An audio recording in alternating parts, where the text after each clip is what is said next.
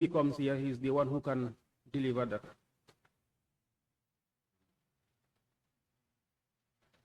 Fair enough. Now, the records, do you know how the records are? What information is contained in those records? Ndax xam nga mbinda moomu naka la demee lan ak lan moo nekk ci mbinda mi. Waaw li ma si mën a bàyyi xel because dafa yàgg mooy. What I can remember because it's been a while. xam naa ne turi moto yi comme ni nga ko waxee mu ngi fa. I know the names of the vehicles like you said they are there. te suma fàttatee département bi ñu ko jëlee ak département bi ñu ko yóbbu yëpp turi ñu ngi fa. If I don't forget the departments that the vehicles were and everything is in the list. te ñi ko ñëw check over tamit ñi ko xaaral ñu tamit sign nañ ko with suma fàttewute ak their contact number suma fàttewute. And those who brought the vehicle to hand over them, their names are there and their contact numbers. Okay, that's fine. I would still insist that you do your own list and send it to the committee as I have applied to the chair. Bagna waaye ba tey dina wax ne nga defaat sa liste si boppa nga indi ko. The committee will also ask Lamin Suso to submit his own list. Committee bi tam dinañ wax Lamin Suso mu indi bosi boppam mu bi ngay wax. waaye loolu def ko du problème waaye comme time bi mu jox fii ba électoral booy bi dafa dem manquement te fu mu jaar ma call ko mu copy ko send na ko so xam nga naa ko mën a get from here against electoral. Doing the list is not a problem, but the boy have gone to Mankamangkunda, and from here against tomorrow, the time you said is too short. I'm not sure if I can make it. Okay, I'll leave it in the hands of the chair. The chair will prescribe a time. Then chair na. Mention what is the same person. It's the same person. Yes, Honorable Chair. The witness had mentioned in his previous testimony on a previous date that there were two Lamin Susos. There was one Lamin Suso who was a PIU officer, and then there was one Lamin Weir Suso who was a state guard, who was his colleague. But he more often calls him Weir. That is right, right? Sir, Munala rectified Fena. Okay, do PIU coalition. Coalition, okay, I see. Yes. Sir, if I can rectify you, it wasn't, it was Lamin Suso. It wasn't Lamin Suso, but we. No, Nekuton PIU. Oh, he was not a PIU. Coalition law. Coalition, he was a coalition. Yes. So, where is Lamin Suso? Lamin Weir Suso. So, what is at hand now is that the witness says the time I have prescribed for him is too limited, and he doesn't think he will meet it. And he wants the time to be enlarged for him, but that can only be done from the high table, and I wish for the chair to come in at this point.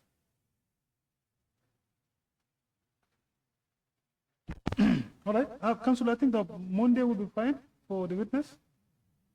At least you have 3 working days. I'm okay with whatever the chair deems, or the chair agrees with the witness, but it's for the witness to indicate when is reasonable for him, when he can be able to get it. He has indicated that the records are not with him. Okay. They are with someone else that he needs to get it from. So maybe he can indicate for us how long he will get it. No Monday, never, inshallah.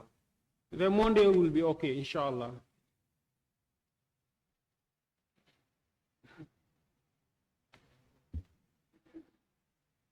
Okay, so the records, as you have mentioned, have information as to the cars, where they were and where they have ended up, what parts you've removed from them, correct? Comme ni ko waxee records yi mu ngi wone moto yi ak bagage yi ñu fa génnee ak fan lañ mujjee. Wow. Yes. And to your recollection, to the best of your knowledge, where they have ended up, they are all government offices, correct? Mu ne ci si li nga mun a fàttaliku moto yooyu noonu yëpp fi ñu mujjee ndax ci office vehicles lañ. Waa si government bi ak si military bi. Yes. Were they all government vehicles, civil government vehicles, or were they military vehicles as well? ndax ñoom ñëpp moto government la woon civil moto ndax dafa amoon yoo xam ne ay moto soldat lañ woon. Motor soldier move for motor civil move for then mix. They were civilian vehicles and army vehicles. Okay. I'm worried about one thing before we move. The list that you say is with Mr. Lamin Suso. Isn't it not a public record? Mu ne am na leena lu ko si jaaxal moto Lamin Cissé mi nga wax noonu ndax Suso Lamin Suso ndax nekkutoon moto government. Understand mo for mu ne moto Lamin moto mu ne understand it. He didn't understand what you said, sir. Yes. What I'm saying is that the records that Lamin Suso was taking, those are records of the government vehicles, aren't they? So thereby making them public records that document itself. Mu ne ndax records yu Lamin Cissé doon jël moto yi ndax loolu government vehicles yi la woon ndax. waa si government vehicle yi taxawoon kootu fi yo lañ ko doon génne. They were the government vehicles that were parked at Kotu. So that means that that document that Lamin Suso was developing is not Lamin Suso's own property, but it's a public record. Lamin Suso kon mu mel ni records yi mu doon jël noonu nekkutoon ay moto boppam waaye moto nguur bi la woon. Wow. Yes. So why, I'm curious, how do you keep your records? Why can't it be accessible to you? I mean, you share an office, don't you? Can you please repeat? Sure. I'm distracted. Why is it that you will need Lamin Suso to be present before accessing that record? Lu tax nga bëggoon Lamin Suso mu fekkee ko balaa ngaa mun a jot moto yooyu noonu lu tax nga bëggoon Lamin Cissé mu nekk foofu noonu mu wit ne ko balaa ngaa mun a am accès si moto yi. Documents, not documents yooyu noonu. La moo tax ma allow Lamin Suso. So just interpret. Don't. Understand my point, bro. Understand my person, bro. And that point. You just mentioned to the committee that you would need some time before you can get the some time. Wow. To get records because the person that the records are with has traveled. Pour nga muna am records yi because ki amee records yi ni dafa tukki. Wow. Yes. Now, if they are public records and they are records of the MSA, why do you need someone else? Su fekkee ne public records lañ te records si MSA la lu tax nga war a xaar pour jot ko si kooku. Because of moom moo ko denc. Because he is the one keeping them. So if God forbid, okay, let me make it a more pleasant example. If Mr. Lamin Suso was to get a US visa today and travel tomorrow, that means those records are lost. Léegi comme par exemple tey Lamin Cissé su amoon visa dem America tey dafa mel ni records yooyu noonu dañ leen a ñàkk. Duñ ko ñàkk handing over taking over dafa nekk rek. They will not lose them because they will be handing over and taking over. What's the date? What's the date today? Lan mooy date bi tey.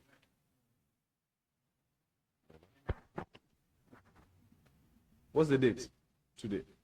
Mu ne lan mooy date bi tey. Tey anyway just 9 la.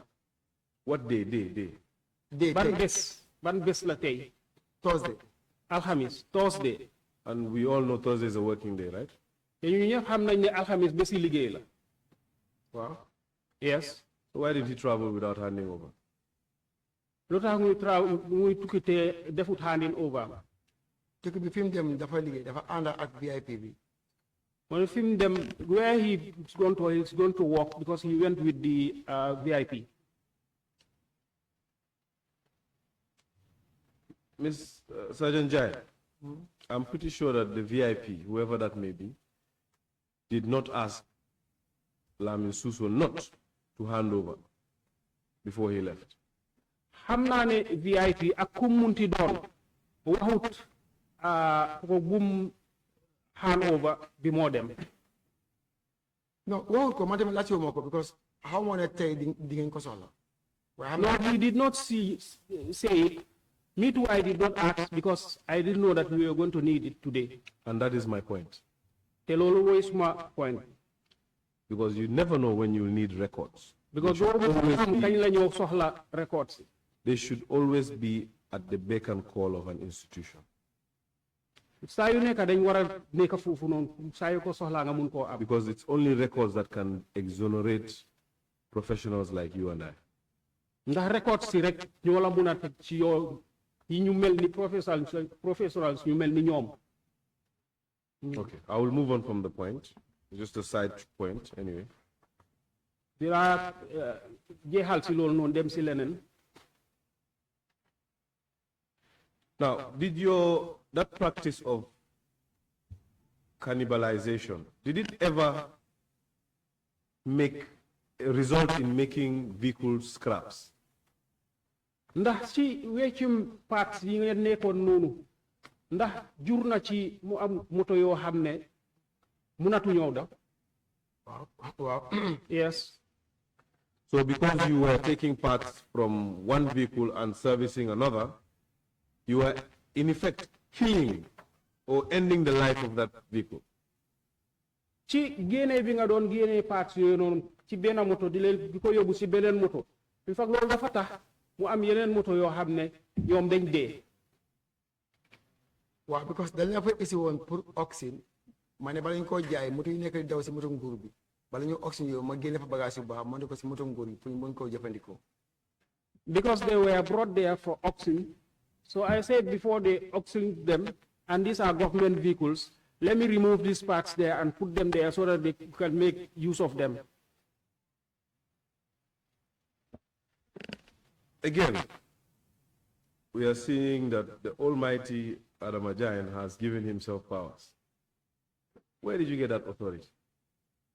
When I was beneen yoon ñu ngi gis ne almighty ADAMA JAGNE mu ngi jox boppam doole fan nga jëlee doole boobu. Loolu mooy cannibalize bi ma la waxoon rek may leen dama wax ak Dawda Fadera bi ma jox di go ahead den secretary general. Waaye waxuma doole. Said that's the cannibalization that I told you that I have talked to Dawda Fadera and he gave me the go ahead. So it was a blanket check for all vehicles from then on. Mu ne ndax loolu blanket check la woon pour moto yëpp. Lan mooy blanket check? What's a blanket check? The interpreter, this is where now this one is yours. I don't know what blanket check is in Wolof, but it was not an instruction that was limited to a few vehicles, but it was an instruction that was an open instruction that you could do any cannibalization as long as you are putting a government vehicle on the road.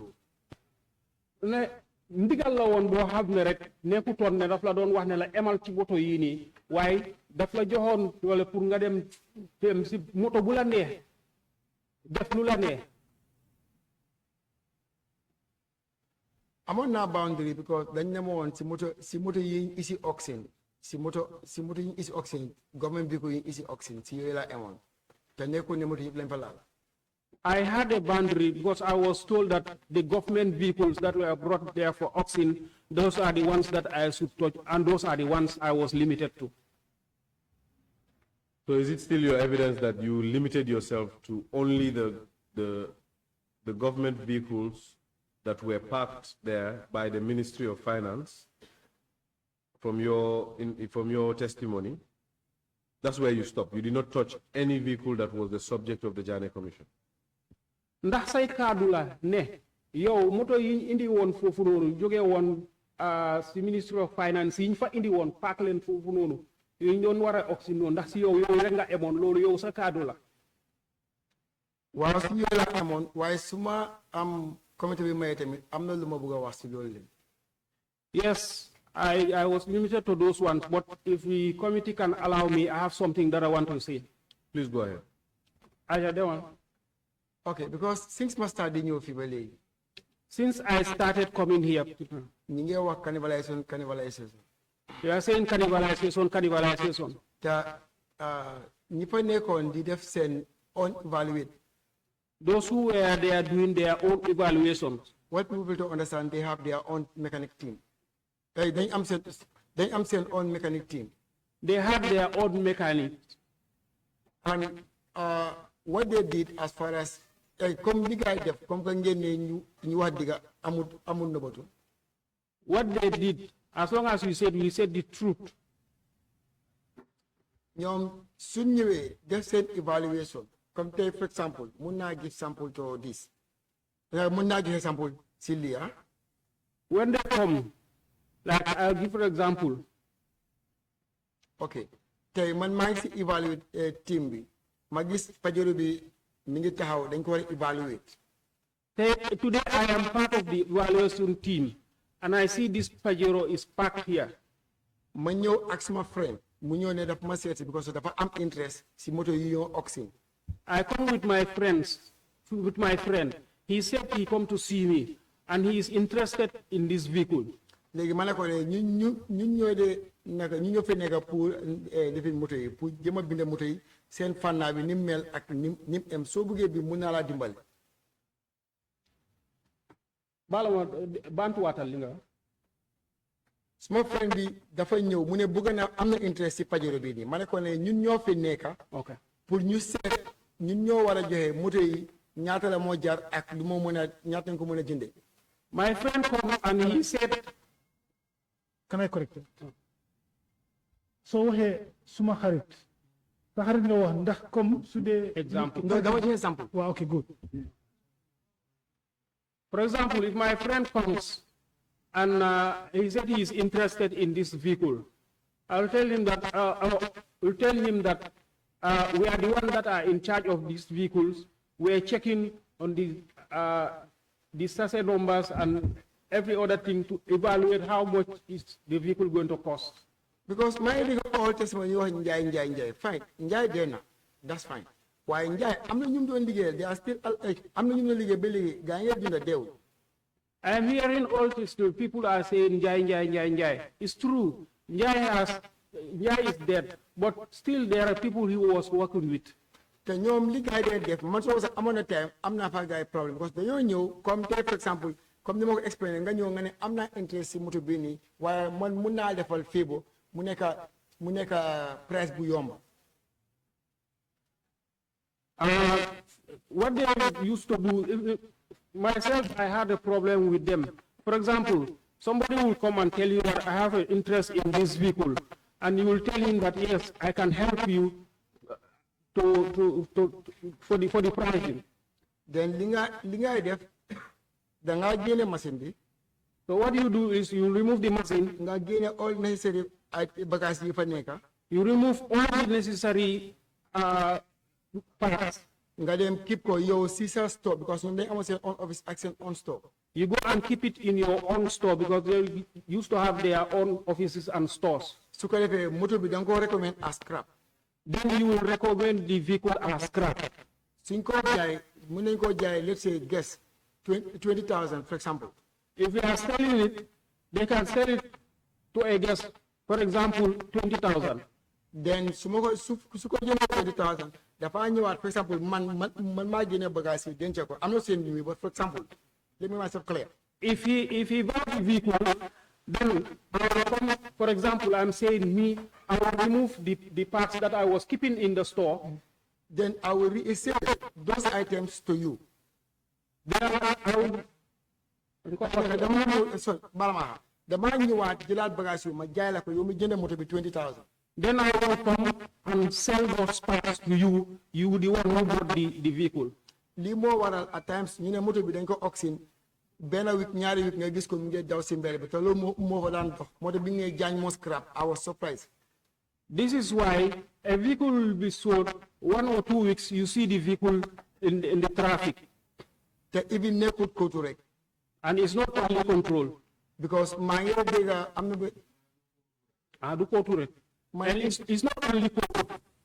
Because maa ngi dégg am na jigéen bu fi ñëwoon pour testify ñu ko laajte mu ne xam nga jaxali pàcca tractor which is right because ñu ñoo alañ tractor yi loolu jigéen mu fen mi ngi wax dëgg. I'm hearing a lady came here testified and saying that Jahali Pachal, the tractors, yes, it's true. We are the one who arranged those tractors. So lii moo tax suñu nee jaañ moom moo cannibalize man suma cannibalize bi jaayu ma ko dama ko cannibalize def ko si moto yi daw waaye ñun nañ cannibalize jaay njaay dee na waaye dama léegi lu nekk wax njaay xanaa njaay amul team. This is why they are saying Jai was cannibalizing and was selling. Even myself, I was cannibalizing, but what I was cannibalizing, I was keeping them. I was not selling.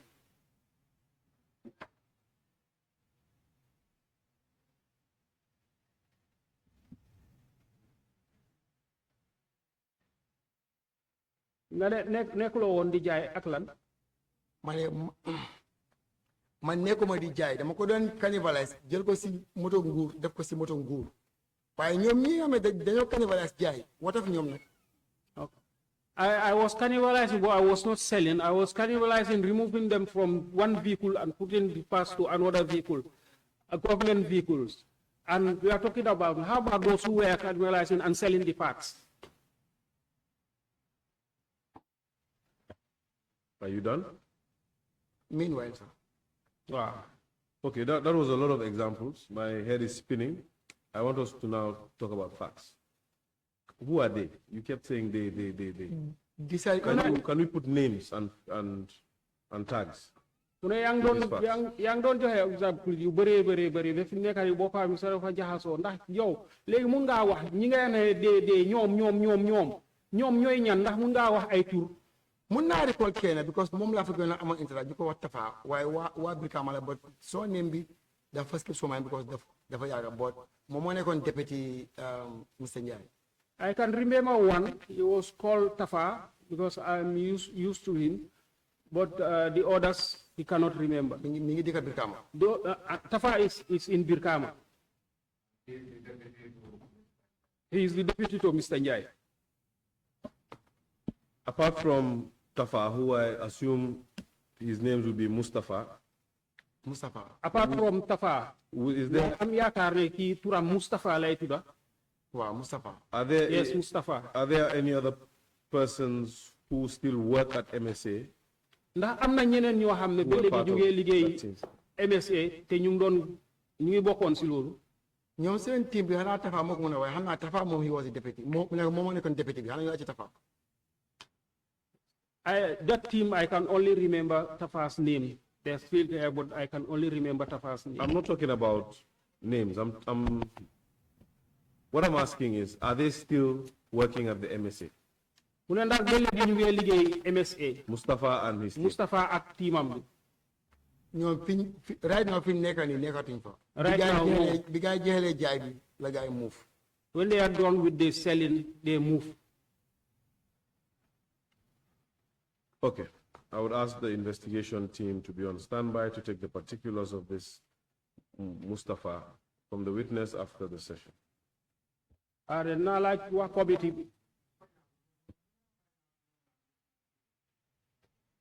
can find out his number and I'll bring it. Okay, so it's your evidence that what you cannibalized are those vehicles that the government had placed, and this was the previous government had placed at MSA and were ready to sell. When the new government came in, did those vehicles ever mix up with the Jane Commission vehicles? Were they eventually sold? Ndax say kaddu la ne ci moto yi ga doon jël part from fii di def fële na le ndax yooyu ñooy yi nga xam ne ñooy government vehicles si ndax yooyu dañ bokk si yi nga xam ne yooyu la Jane Commission indi woon. Indi woon wala jaayoon? Understand my point, bro? I don't understand.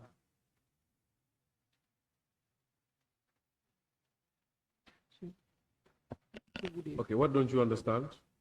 Lan nga understand? Yaa ngi wax indi woon wala jaayoon bi Jane Commission jaayoon wala bi Jane Commission indi woon loolu I want to understand. Is it the ones that Jane Commission sold or the one they brought? My question is, ma laajte bi mooy you had given us a narrative that dañ ñu wax ne there were you found vehicles there that were government vehicles. da nga fa fekk ay moto yoo xam ne moto nguur lañ woon. They were meant for auction. dañ leen fa indi woon pour jaay. But they were not the Jane Commission's vehicles. nekkuñu woon moto Jane Commission. If I can remember well, in fact, you mentioned that the Jane Commission had not started then. I'm not sure. Suma fàttale ko sax wax nga de Jane Commission bi startuñu woon sax.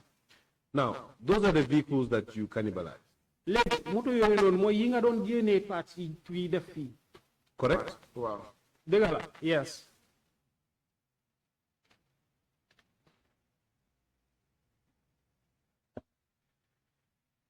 However, the reports we have ak lu mu ci réew ñun liñ fi jot. is that you and Mr. Lamin Suso mooy yow ak Mr. Lamin Suso cannibalized yéen a ngi doon génnee parts di dugal fi yeneen moto. vehicles that were part of the Jane Commission. moto yoo xam ne ñu ngi bokkoon si Jane Commission.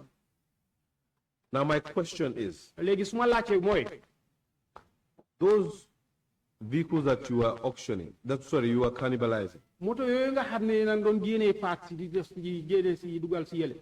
where are they? Were they eventually sold off? ndax anañ ndax dañ leen mujjee woon a jaay. yooyu jaay nañ leen benn ko kotuli. They are all sold. None is at Kotu now. Who sold them? Kan moo leen jaay. si ni ma ko déggee ñu ne government auction bi ñoo ko jaay si ni ma ko déggee because fekkut ma fi. According to what I heard, they said the government auction sold them because I was not there when they were selling them. And where were you? Foo nekkoon. maa ngi woon Darfur. I was at Darfur. When did you go to Darfur? Kañ nga dem Darfur. su ma dem Darfur bi. My going to Darfur. No, sorry. My apology. May jégalu. bi ñoo jaayee tractor yi. When they were selling the tractors. Please answer my question. The date. Laajteel déglu. When were you taken to Darfur? No, I mentioned Darfur wrongly. No matter my apology. Okay. So you retract. léegi bi ñoo jaay moto yi. When they were selling the vehicles. fekkuma fa fekk tàmbooloon delluwaat naa back to State House. maa ngi woon si suma trials pour dem Darfur. I was not there. By that time, I returned back to State House of my trials to go to Darfur. Okay. Can you elaborate on that? Ndax mun nga ko gëna leeralaat. li ma miin bi ñoo def auction moto yi. When they were doing the auction of the vehicles. tractor yi di auction moto yi nekkoon foofu noonu nga ne moto nguur la. Not the tractors. Auction of the vehicles that were there, the government vehicles. because auction dafa am ñaari yoon. Because auction happened twice. bi ñoo auction tractors yi. When they were auctioning the tractors. bi ñoo auction moto yi. And when they were auctioning the ñoo vehicles. auction moto yi fekk time boobu maa ngi woon si suma trials maa ngi dem Darfur. When they were auctioning the vehicles, then I was at my trials for preparing for Darfur. And what about the tractors? Ak léegi tractors yi nag. boobu maa ngi fa woon. I was there. That was before you left. Loolu balaa nga doon dem la. waaw. Yes. Now, do you remember the time you were deployed to Darfur? Ndax mun ngaa fàttaliku time biñ laa yónnee nga dem Darfur. I think suma fàttali sometimes 2020 la daal. waaye mënuma recall the month waaye am na 2020 la. If I don't forget, it was sometimes in 2020. But I cannot remember the exact date. It was a deployment by the government, but to a UN organization, correct? Ndax government ñoo la fa yónni woon ci UN organization. waaw. Yes. The reason I ask that is because even though this exercise has shown that the government of the Gambia doesn't cherish records, I'm pretty sure the UN does. So I'm sure you got a letter deploying you to go to Sudan. Correct? Li tax ma laajte loolu mooy because government bi ni recognize cherish ko so xam naa ne yow dañ nga diploon pour nga dem Darfur. dégguma foofu nga ne government bi waxut lan.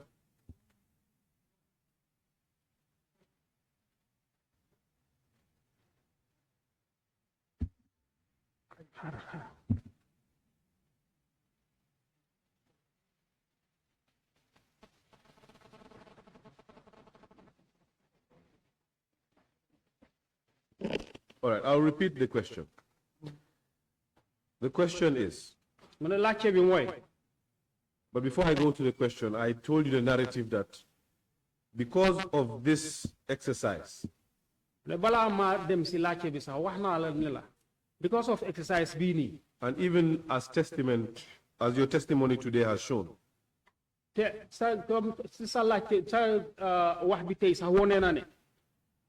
that the government officials, public officers like yourself, and numerous other public officers that came before this committee, have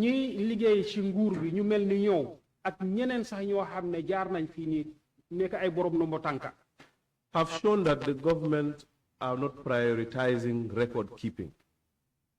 Government prioritize record keeping.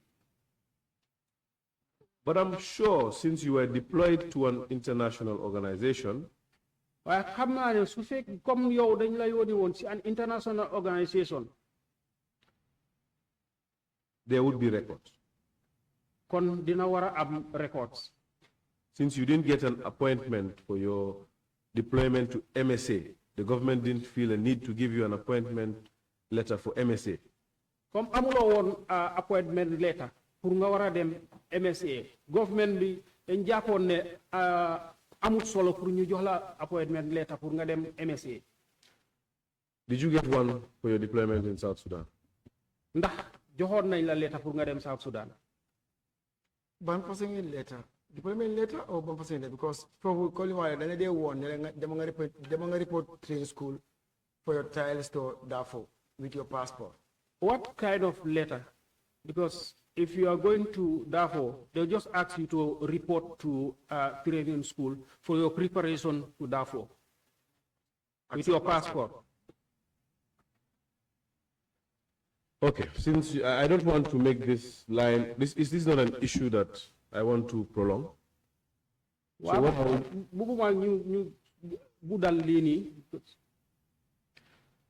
because I know it will end up by you telling me there is indeed a letter.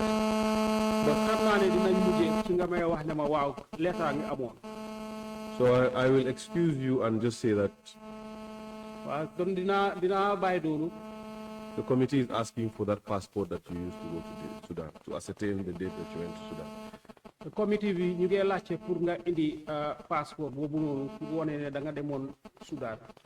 But if God is to make it that you suddenly remember that there was a letter, ay su féké né yalla def na nga mëna fatalé ku né letter amon na, then the letter can substitute the passport.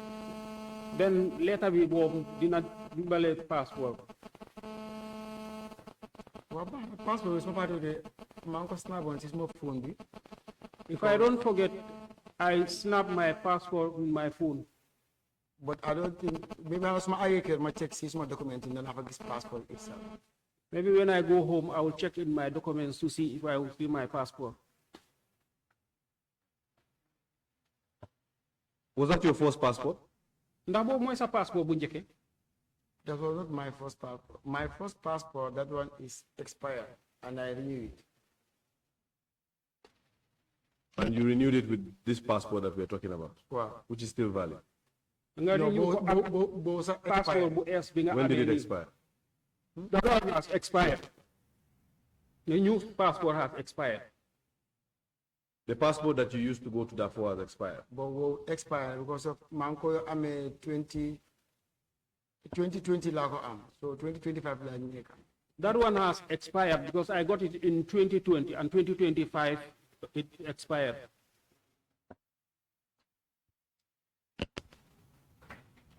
Sergeant, no? Your passport by tomorrow 12:30. Honorable Chair, that is my Sergeant, sa passport be elect by 12 o'clock.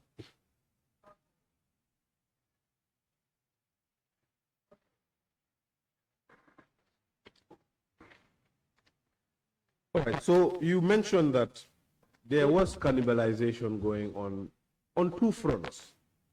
léegi wax nga nu ñu génnee parts moto bi def si bëli na mu ngi amoon si ñaari fan. On your end tag wala and on the end of the coalition boys. ak si wàlli boy si coalition bi. Evaluators. My apology. ñuy jégalu.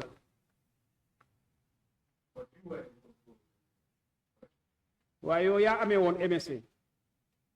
man maa nekkoon MSA waaye wàlli moto bi gars yi ñëwee pour def seen evaluators Njaay moo amee woon because already dem nañ ba appoint Njaay pour mu def seen evaluator bi amatuma si doole.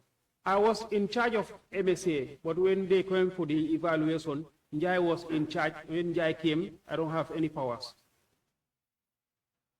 Because moom la gars yi appoint nañ pour mu def evaluate bi.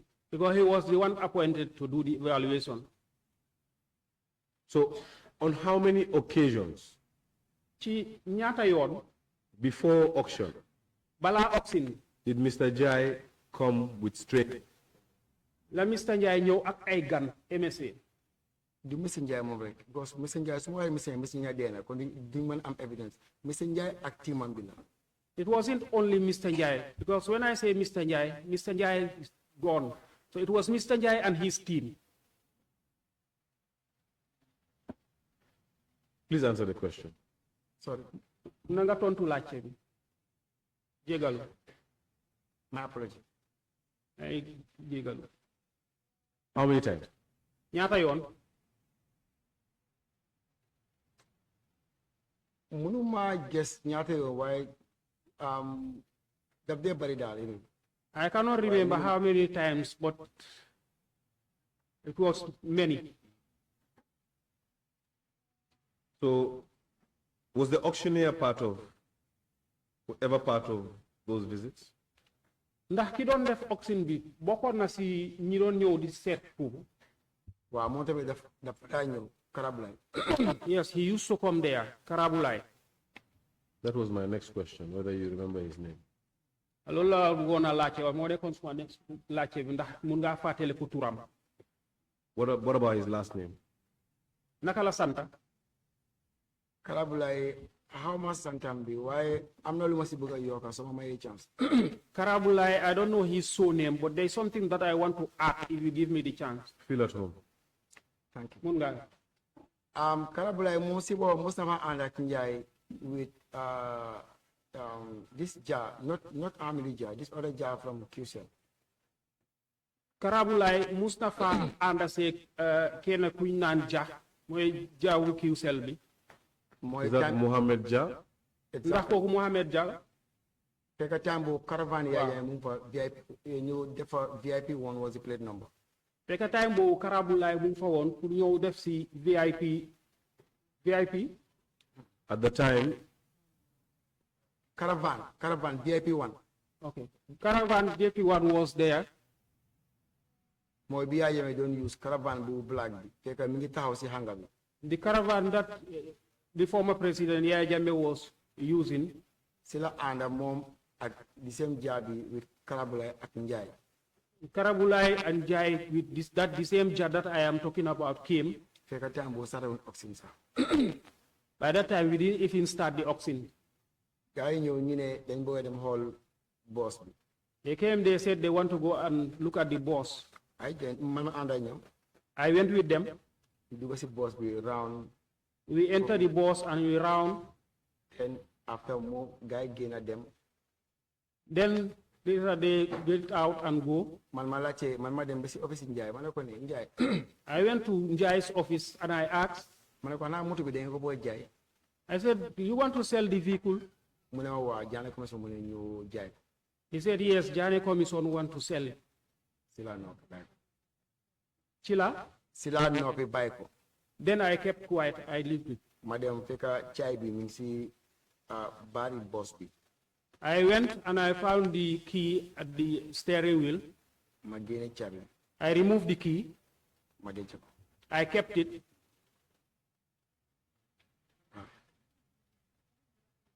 That's it? ndax loolu rek la. Well, after we leave, I'll explain why I'm a digital. Then when we are done, I will explain why I kept the key. Go ahead, just tell me. Okay. No, continue. Lamota ma digital because damalene. Why I kept the key is because I told them, Boss bini VIP boss da amut problem bañ ko wara jaay because dañ oxygen way moto bi dañ ko bay state mu use ko. this VIP boss, it has no problem. Why should we auction it? Mu ne mom dafa am order from Jana Commission pour ñu jaay all Yajemes asset including government vehicles. He said he have an order from Jane Commission to auction all Jame vehicles, including the government vehicles. Then Sorry, 1 minute there. You know, at all times, Haral, then a minute, because hamga waxtu bu nekk where the vehicles were separated. moto yi dañ leen séparé woon. Now, I'll just give you a heads up that whenever you want to tell us that all the vehicles were put together as one lump and sold off, please make it unequivocally clear that they joined the vehicles from the auction of the previous government to the Jani Commission vehicles. I'm not trying to put words in your mouth, but that needs to be clear at what point that mix-up came up. léegi li ma booy comme moto yi dañ leen séparé woon léegi saa yooyu wax mbiri jaay moto yi ba moto yi yëpp dañ leen indi woon benn place léegi ñu ñooy wax yan nga nekk di wax yan lañ nekk di jaay pour bañ jaxasoo bi indi ko ñu mun a xam ndax yu Jane Commission la woon ndax government vehicles yi ñu fa indi woon pour auction la. loolu moo tax ma ne dama ko laajte moom Ibrahima Ndiaye. That is why I said ask Ibrahima Ndiaye. ma ne ko la moo tax ngeen a jaay moto mu ne dafa am order from Jane Commission. I said, why are you selling this vehicle? He said they have an order from Jane Commission. pour ñu jaay moto former president bi. For them to sell the vehicles of the former president. Together with those government vehicles was parking. Together with those government vehicles that were parked. To be clear, the government vehicles are those ones that you found there before even the Jani Commission began work. Exactly. Moto government mooy yi nga fekk ñu ngi park foofu noonu balaa liggéey Jane Commission di commencé. Exactly. Exactly. Those are the same vehicles that you said that the previous government had highlighted. yooyu mooy moto yi nga wax ne government bu njëkk ba yooyu lañ highlight. Wow, yooyu la. Yes. Please proceed. You were talking about your justification for hiding the key. Okay. léegi bi ma jëlee caabi ma denc ko ma laaj ko loolu mu ne gaañ. Allow the interpreter to interpret what I said. When I took the key and I keep it. So ci laa den bu ma ne ma dañ war a jaay moto yi nekk Jane Commission bi ak yu government bi ma ne ko waa baax na ba ma ne ko waaye yow yaa ngi def sa évaluate pareeguloo yaa ngi isi nit ñi mu ne non moom liggéeyam la bu ma ko wax ma ne ko baalal ma. When he said we should sell the Jane vehicle, I said, dang koy gatal ko guddee rek duma ko mun a wax. si laa ko wax ne man maa ko wax ne. Then I told him, yaa ngi def sa évaluate pareeguloo. you are doing your evaluation, you are not ready. yaa ngi allow nit ñaa ngi dugg di génn. You are allowing people coming in and out. mu ne loolu liggéeyam la so bu ma ko wax. He said that's his job. I should not tell him. si la apology. Then I apologized. Then afterwards man si suma bopp. Then afterwards, me myself, jox ma ko caabi boss bi maa ngi amoon boss bi on my position astafurlah caabi boss bi on my position. I did not give him the key to the boss. I was keeping the key. noonu laa téye caabi boss bi ba bi ma faa génne. I was keeping the key until the time I was removed from there. ba one day maa ngi kër. One day I was at home. I saw Jah Oil. I saw Jah Oil. This time not Hamidou Jah, Jah Oil. This time not Hamidou Jah, Jah Oil. It's the same. déedéet ñaari Jah Oil ñaari Jah la nekkul benn nga am Jah QCell nga am Jah Oil. First one bi beneen Jah bi moo ñëwoon pour check ko but this time around Jah Oil. This time Jah Oil came to check. Not Hamidou Jah, Jah Oil. Chair. Jah Oil is Hamidou Jah. Yes, I think we need to clarify this one because it's mentioned in two jars and there seems to be confusion. I think we need to be clear exactly which one are you referring to. Okay, so just correct me if I'm wrong, but the first time it was Muhammad Jah QCell. CEO of QCell, who came. Exactly. The second time, it was Hamidou Jah, the CEO or whatever of Jah Oil, Yes, sir. right? Yes. Okay. That Jah Oil nekku ne dafa ñëw si camp bi Kotu. Man fekk already génne naa Kotu. Waaye caabi VIP boss bi maa ngi ko am. So then one day maa ngi toog suma kër si suba. Xaw ma nag ka moo leen direct suma kër. Ma gis dafa Jah Oil bi. Ak yeneen ñaari man which is I cannot remember ñu ngi isi benn V8 bu askola bi Jah Oil di use.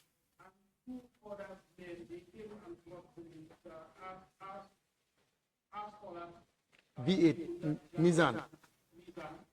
Then whilst my wife was coming out, sorry, suma jabar noon génn si bunta bi. Mu tase gaay ñu ne ko dañoo laajte Jaañ. Si la ma gaa ama seet ko ne eewu na si la ma ee.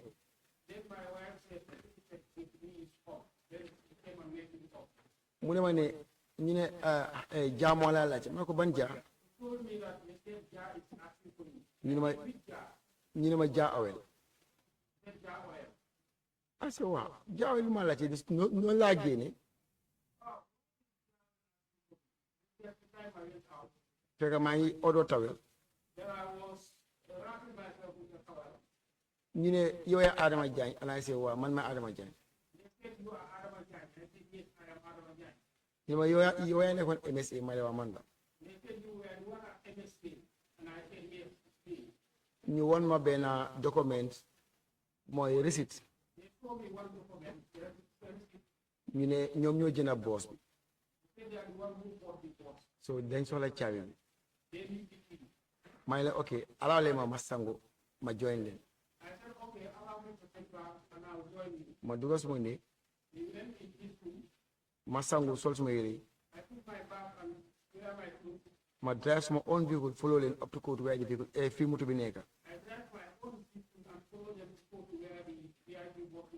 bi ma àggee ma fekk Jah Oil ak tiimam bi fitam yi.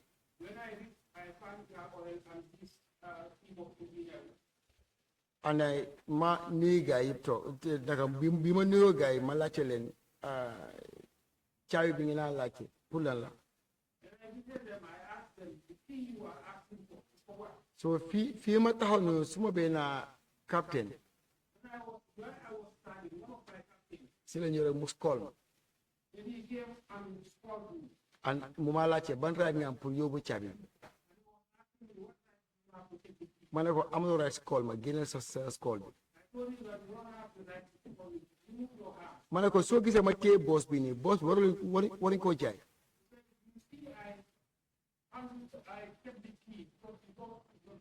so ma gis ne ñi ngi xëcc wante te jaay nañ ko. aw ma option ma jël caabi bi jox ko Jah Oil ci boppam from hand to hand loxo to loxo sorry. then moo fi tamit ñu nekk di fix boss bi man ma génn dem. waaw comme boss bi ni ñu ko jaayee noonu laa leen bëgg a explain pour mu leer.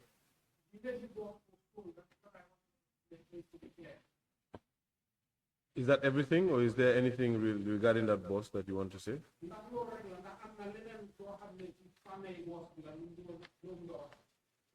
No, boss bi bu leen joxee caabi yi si loxo gars yi dañ taal yóbbu ko Jah Oil ba léegi muy taxaw Jah Oil Brikama. Because when I get the defeat every time they start the work and make to Jah Oil and it's still standing there. What kind of boss was it? Boss Caravan VIP 1. Do you remember the mark? German mark la waaye mun ma ko recall mooy bu black bi hicci daan use before former president. German mark, I cannot remember the mark.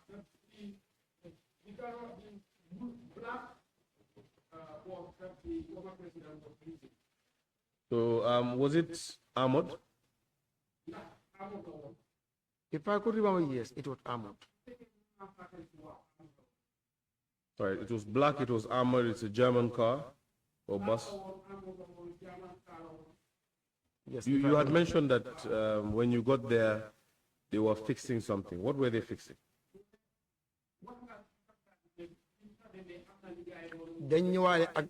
dañ ñëwaale ak battery ace moo la gaa doon fix. Would you class the bus as a military vehicle or a civilian vehicle, a government civilian vehicle?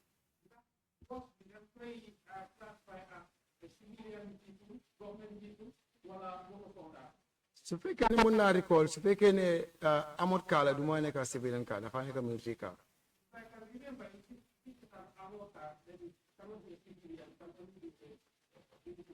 waaye moto bi dañ ko doon libeel ne moto yaa jame la.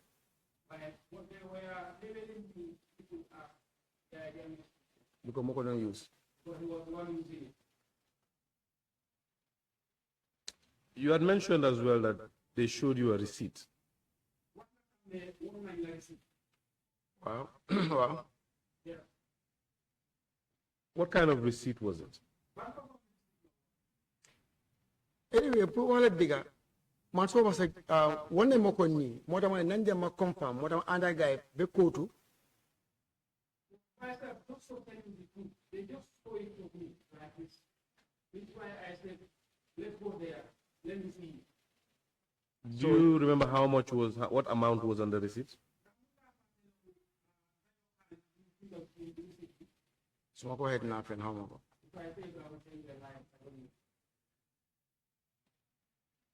Do you recall what color the receipt was?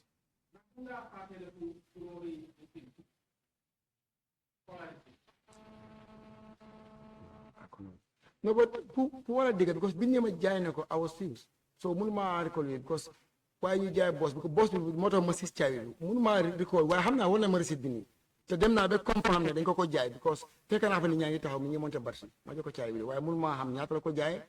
Akuni ko jai.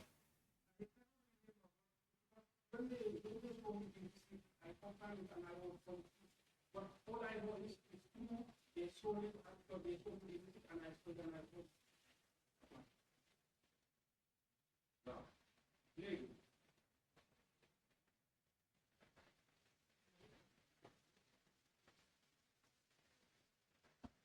Now, I want to clarify something here. You know, you've mentioned two businessmen who happen to have the same last name. Council, can you please repeat? You have mentioned two businessmen that mu ne tudda nga fi ñaari jula yoo xam ne ñoom ñëpp benn sant lañ amee ñoom ñaar yëpp ci li ma mun a ràññee si sa wax bi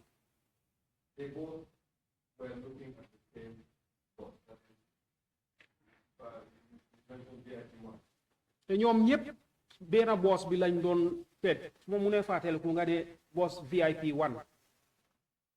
Wow, my dear. Yes, that's the truth.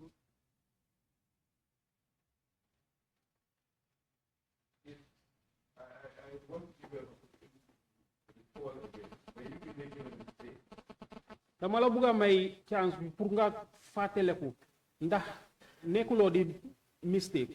Mistake comme. ndaxte.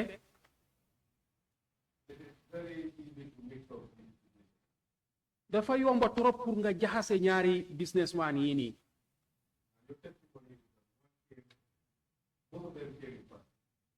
te si say kaddu da nga ne ñoom ñëpp dañ ñëw in passing. Waaw. Yes.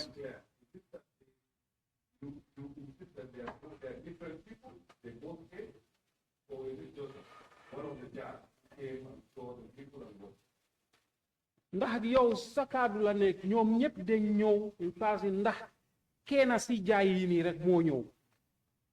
ñoom ñaar yëpp ñoo ñëw kii seel jaam moo njëkkaa ñëw moom ak Kara Ablay ak Njaay. Both of them came. QCell Jah came first with Karabulai and Jai. After biñ ko jaayee la Jah Awel yónni driver bi ak somebody else xaw ma kaman dara suma kër ma ñëw fekk the same Jah Awel physically on the ground kon ñoom ñaar yëpp ñëw nañ fa. After then Jah Oil came and he saw me the receipt, he came physically and he told me that he is the owner of the vehicle.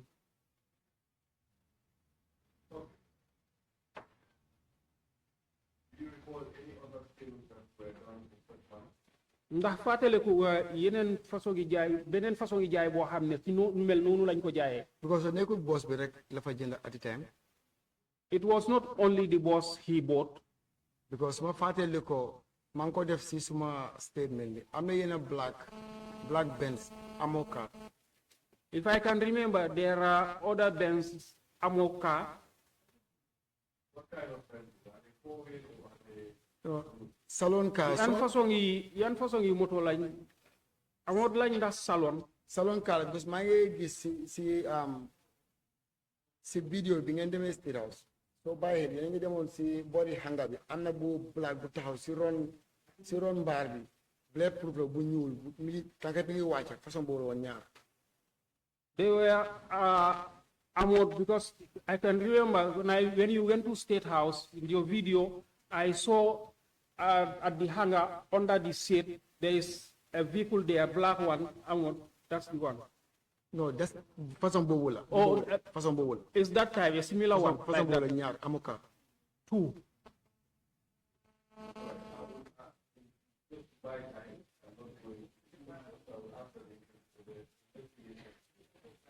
After the session, pull up the video and confirm with the witness if we will but I, for the purpose of the record from the chair, I believe it's the pen, it's an old pen with sergeant, correct? Which is? pour gàttal rek li moo def mooy dina wax community bi après suñ paree ñu seetaan vidéo bi pour ñu mun a accès moto bi. dafa mel ni mooy bi nekkoon si ron seet bi comme façon boobu noonu la pour ñu seet. façon boobu la black one amoo car. Is that type black one amoo car? Okay, that was also sold to. boobu tam dañ ko jaayoon Mr. Jaay. nekkul jaar bi Jah Oil. Not this Jah but Jah Oil. ban Jah moo jënda soo ne du Jah bii nii ban Jah moo jënda boss bi. loolu moo tax ma make ko mu clair moo tax ma ne Jah Oil moom moo jënda boss bi the same Jah Oil moom moo jënda ñaari amoot car Benz yi. That is why I make it clear. Jah Oil is the one who bought the two armored cars, and the same Jah Oil who bought the van, the boss. So the two armored cars, are they identical? Ndax ñaari armored cars yi dañ nekk yu nduroo. Waaw. Yes. So there were three.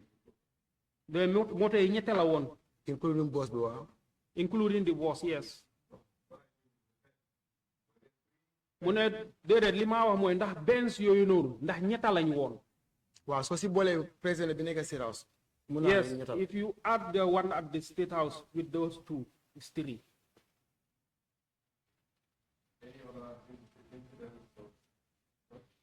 ndax amutoon beneen façon yi incident bu mel ni comme noonu. xanaa maybe tractor yi. Except maybe the tractors.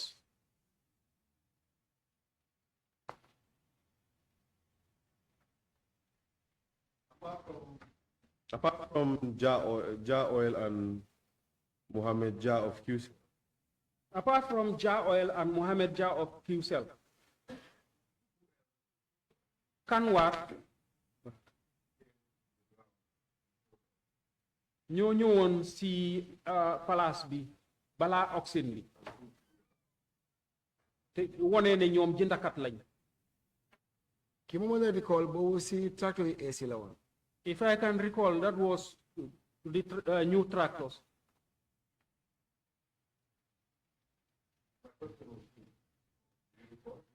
laajte bi mooy kan ndax mun ngaa fàttaliku kan. Du Sano. Advisor. President's advisor.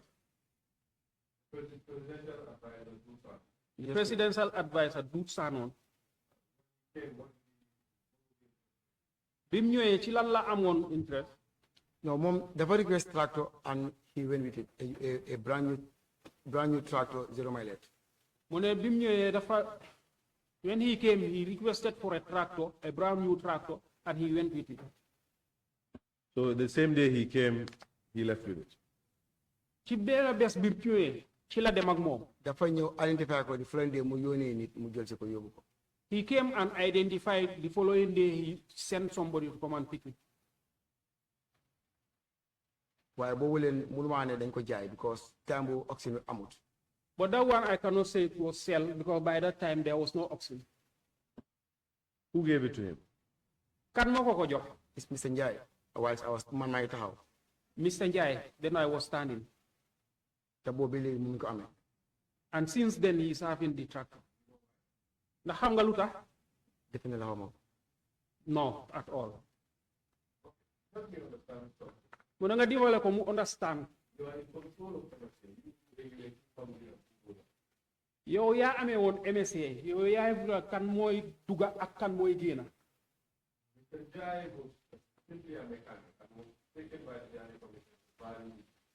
Mr. Njai moom fita rek la woon Janneh commission ñoo ko jëloon rek pour mu seet moto yi pour mun a wax moto bi ñaata la war a jar.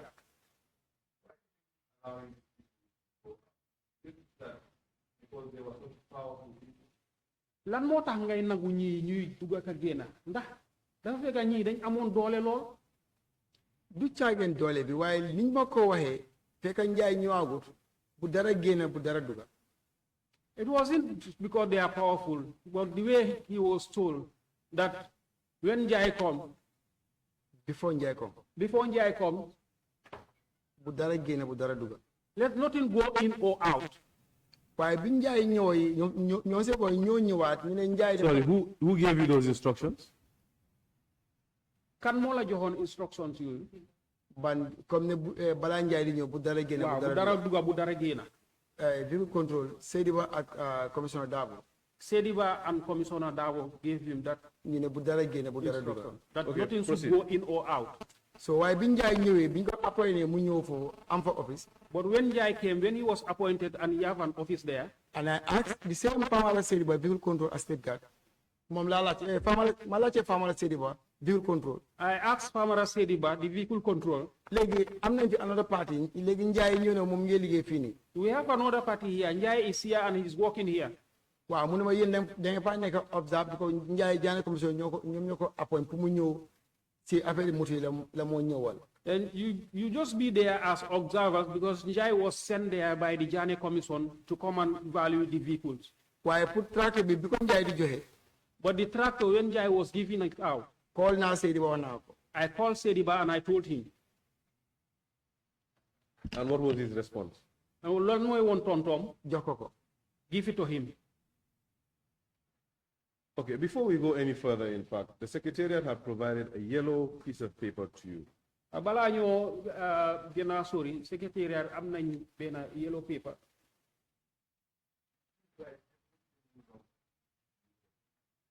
mu ne nga binda foofu noonu sa any number boo am ci waxtu boobu noonu number boo munoon di am téléphone number.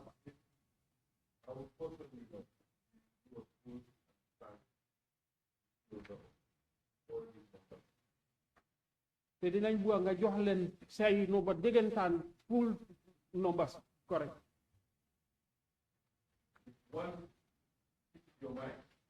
su fekkee ne am na boo fàtte. I'm telling you that there is no room to be human. Very unreasonable answer. But there is no real room to be human in life. Telephone number or which number? Telephone numbers or which number? Yeah, because if you say number. Okay, thank you. am na waaw téléphone number. te bul fàtte benn nga joxe yépp.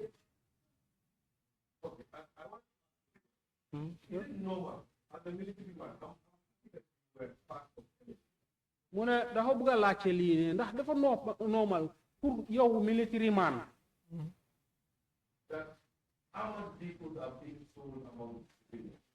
ndax armored véhicule ñu ko jaay ci ñoo xam ne civilians lañ. ndax loolu dafa normal pour ñu jaay armored véhicule civilian. ndax mun nga explain la committee bii di tax. Anyway, thank you for my question. Thank you for asking me this question. Because even so by a hand. Because if you remember, State House right now am na yenn Sarakoma yi fa nekkoon State House right now, there are armored vehicles there. biñ koo jaay aw ma si doole waaye waruñ koo jaay. When they were selling it, I don't have power over them, but they should not have been sold. lan mooy suma reason mooy bugguma ñu jaay civilian amut car. My reasons are, I don't want them to sell armored vehicle to civilians. Because man soo mën naa fall as a victim. Because myself, I can fall as a victim. amul benn police ak soldat buy taxaw si checkpoint tey. There is no police or soldier who will stand at a checkpoint. nga ne yaram bi yëpp mi ngi amee bulletproof. You say your whole body has bulletproof. te amul benn police ak soldat bu amee moto pour patrol. There is no soldier or police who have his own patrol vehicle. nga ne sa patrol vehicle bi amoo car la. You say your patrol vehicle is an armored car. then koo jaay amoo car bi a civilian. Then who you sell your armored car to is a civilian. which means you are selling your bi mu yaa ngi jaay sa own life. Then you are selling your own life. because that amoo car si civilian bi moo dem. Because that armored car, to the civilian is going to, du ko use. he will not use it. waaye ki mu ko jaay mun naa nekk ëllëg sa ennemi. The person that civilian is going to resell that vehicle can be your enemy. loolu moo tax ànduma si benn yoon pour ñu jaay. That is why I did not agree to it to be sold to a civilian. but awma si doole. But I have no powers over it. Did you raise these issues with your superiors? Ndax waxoon nga leen ko ci sa li nga xam ne yow nekkoon sa njiiti foofu. suma njiiti bi ma waxee ak Sediba li ma wax mooy. When I talked to my superiors, when I spoke to Sediba, what he told me, Jane Commission have the power and they decide. Jane Commission has the power and they decide. So don't bother yourself. So don't bother yourself. I have no choice. I have no choice. So it's only Sediba that you inform? So mu ne ndax Sediba rek nga yëgal nga waxal. To be candid with you are. To be candid, yes. You are a mechanic by profession, Sergeant, aren't you? Yow fiita nga by profession. How many armored cars, if you can give a percentage of the whole? Ñaata amoon ka ñoo fa nekkoon su fekkee ne mun ngaa joxe percentage bi.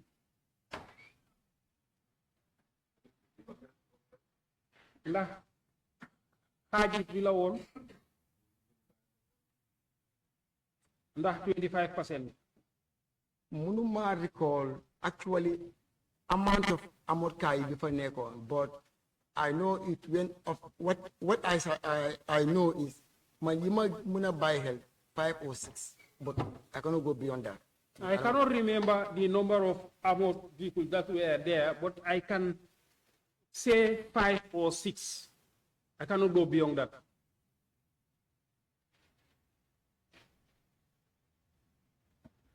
Again, in the case of the tractor taken by Dusano,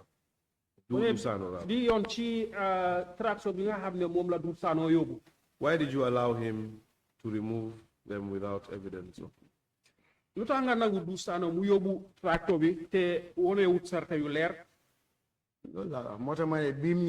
That is why I said when he came, the people that I left there, I asked them. They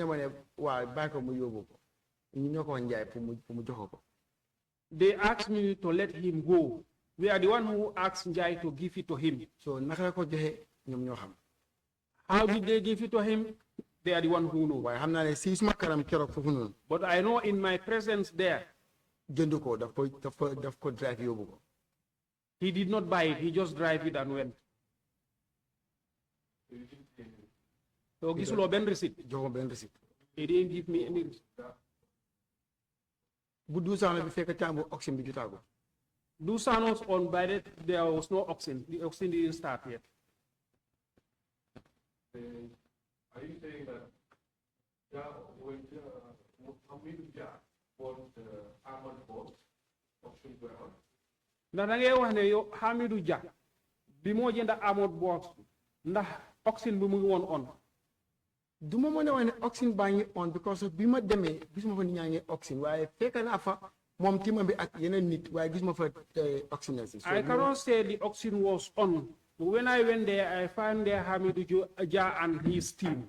maybe there's one captain ki ma wax ne bi ma demee daf ma call mu ne ban right laa am pour ne moto bi duñ ko jaay maybe ko mun na explain that auction wala du auction. There was one captain that I found there, the one that I said scored me when I went there.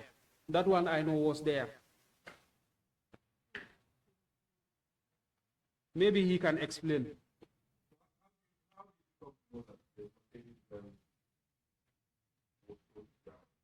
Naka nga xamee ne Mercedes Benz bi dañ ko jaay ja Hamidou Dia. Hamidou Dia. Huh? Fekk naa ko si place. He found it at his place. I found it at his place. Fekk naa ko si place Ja Oil. I found the vehicle at Ja Oil's place. ñaari Benz yooyu ñoo Banjul la ko jënde waaye caravan those two boss, he bought them from Banjul, but the caravan he bought from MSA.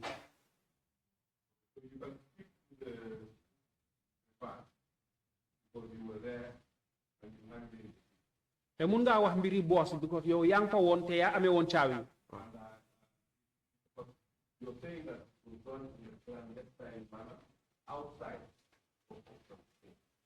yaa ngi wax ne ci yooni njublang lañ ko defee woon ci waxtu boo xam ne njaay commencé ngut. waaw because of bitin ko auction li ma si xam mooy bit ku nekk am auction ni ñu ko jaayee. Yes, because there was no bidding. What I know about auction is people will come and bid and then they sell. And xam nga man dama bëgg ay tour booy wax nga tudda tour. Comme ban tour noonu. Like which name? Dinañ ñëw si loolu. Tudda nga Mohamed Dia. Kiwsel. Tudda nga Hamidou Dia.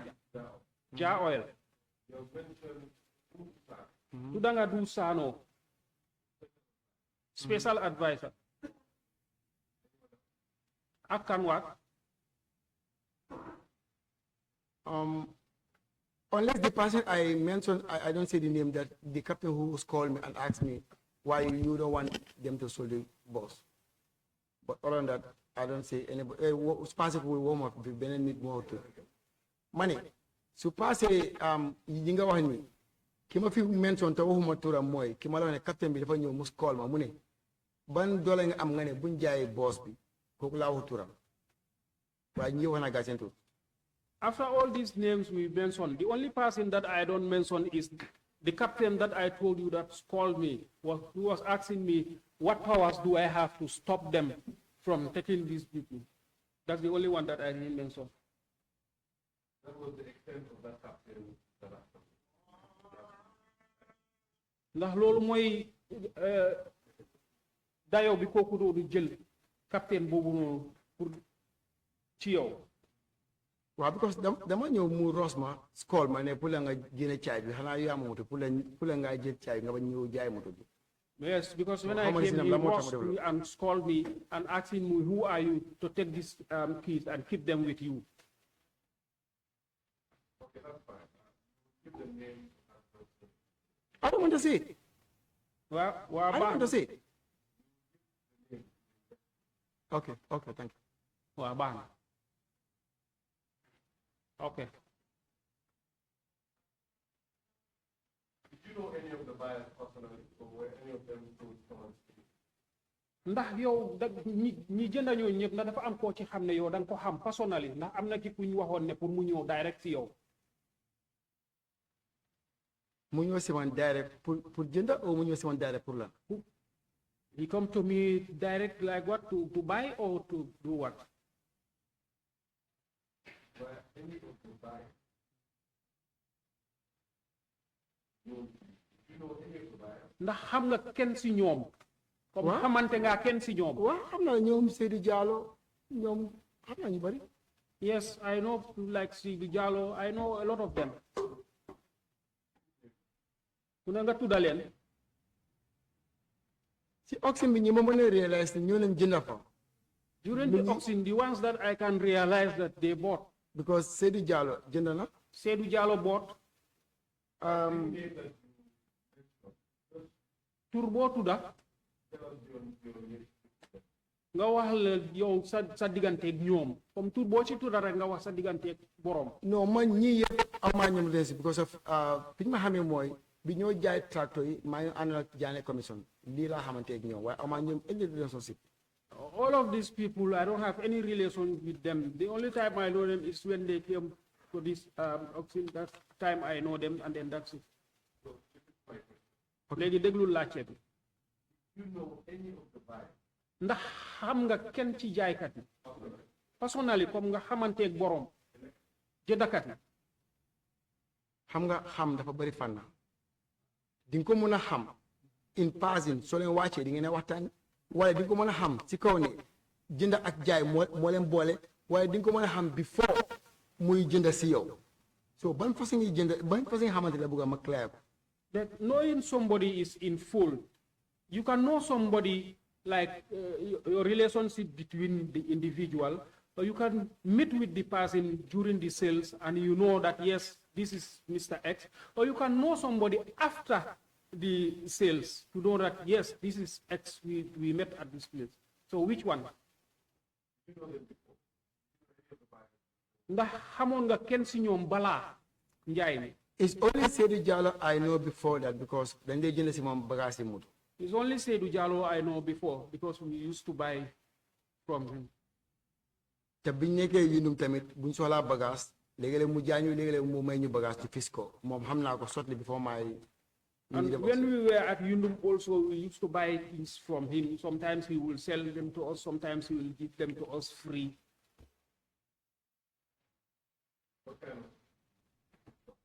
Yan façon yi bagage? Bagage yi moto comme léegi-léeg for example Simple parts. comme for example buñ soxlaa minor bagage dynamo or starter. For example, when you need minor parts like dynamo or starter, daf dee fii ne boobu army bi la daf ñu ko dee may. sometimes he feels that, oh, this is the army, he gave it to them free. waaye su fekkee dañ soxla lu ëpp loolu comme machine or so daf ñu ko dee jaay very very reasonable price. When we need something more than that, like vehicle engine, he sell it to us, but at a reasonable price. Are you saying that Mr. Seydou Diallo is in the business of spare parts?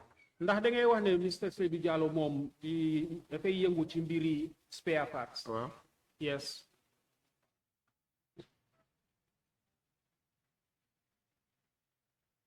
Were you ever consulted about which vehicles to sell or which one to display?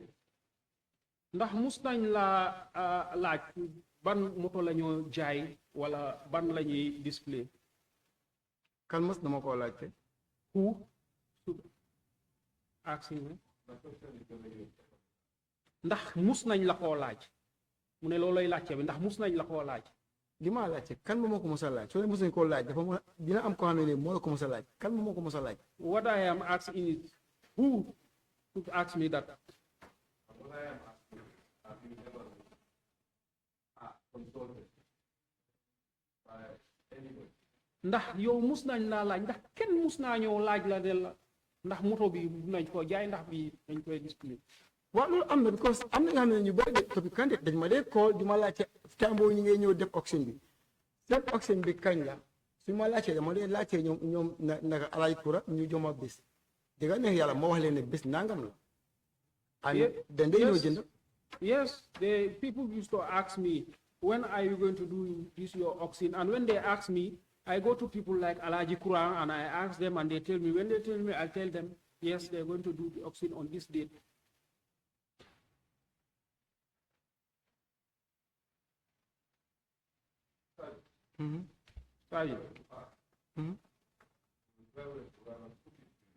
Su fekkoon ne dama lay laaj wala su fekkoon ne dama lay ne.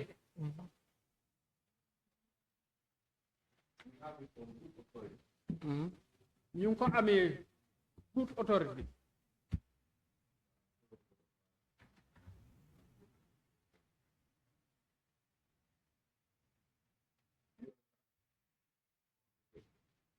Understand. You understand the scale of the authority? Understand.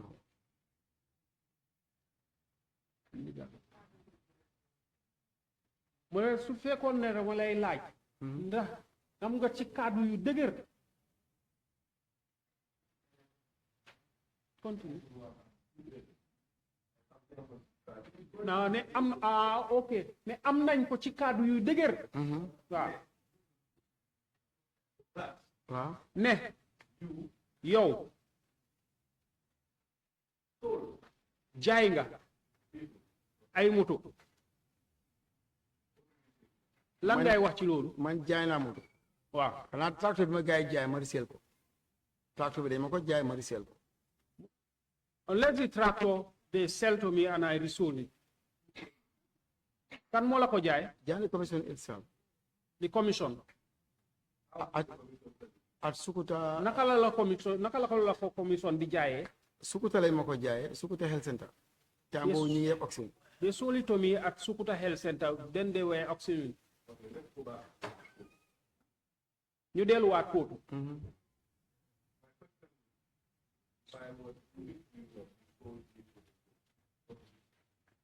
su ma laajtee mooy tey su fekkee ne waxoon naa la ne la da nga jaay ay moto kóotu looy wax non man jaay moto ko no I didn't sell any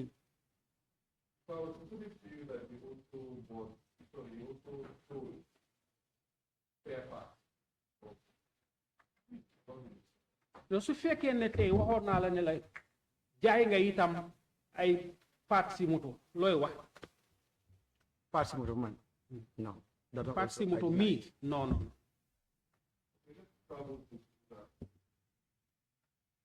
let's go back to Sukuta at the health center ñu delluwaat Sukuta Can you explain the circumstance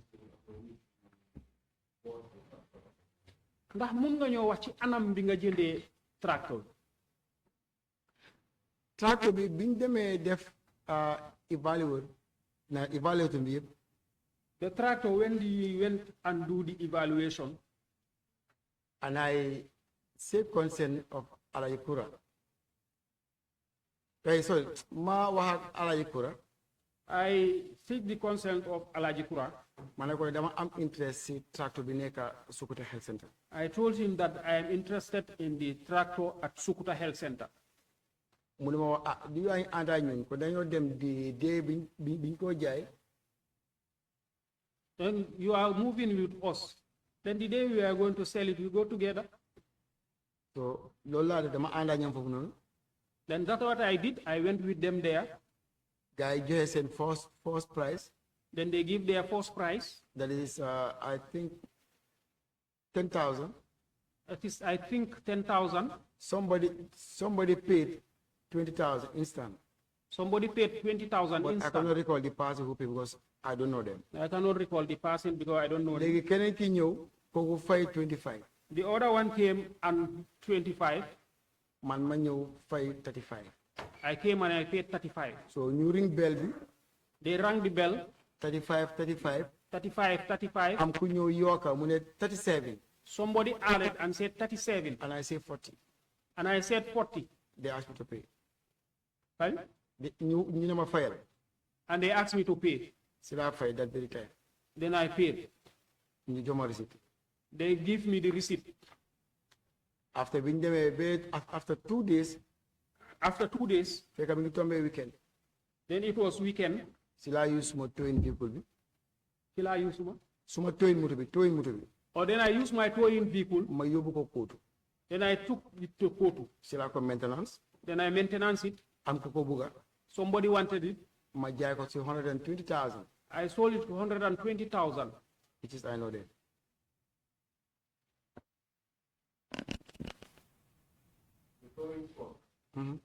Towing truck. Then call you one that bear la si moto yi MSA. it's a military vehicle on the state house state guard right It was a military vehicle under state guard.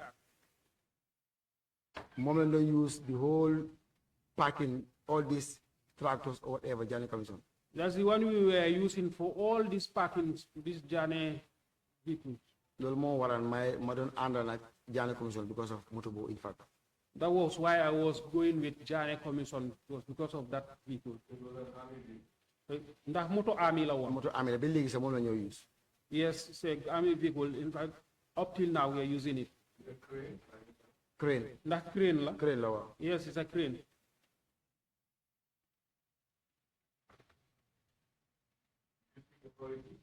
ndax laajte woon nga pour ñu jox la dicta ndigal ndigal pour ADAMA JAGNE commission wala pour dem jëli tractor bi. pour use moto bi. Was it for the JAGNE commission or to go to the tractor sale? All this tractor was pour nga dem jëli sa tractor bi. ndax laajte woon nga ndigal pour use crane bi pour nga dem jëli sa tractor bi. moto bi suma ondo la nekk. The vehicle was under me. Pour liggéey official. Yes. Wow. Yes.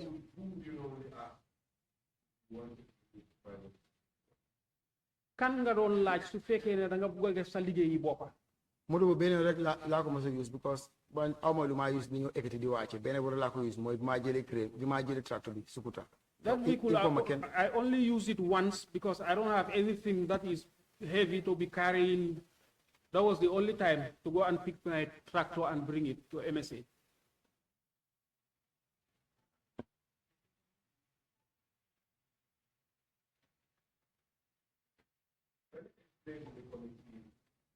ndax mun nga explain la committee naka la affaire du demee woon. How the crane. Oh, naka la crane bi mel. Naka la crane bi dee wookee. crane bi lifta la. naka la dee doxee. naka la crane bi dee doxee. crane bi lifta la. The crane is a lifter. moto la driving vehicle waaye dafa am lifter si gannaaw. It's a vehicle but it has a lifter behind. Exactly.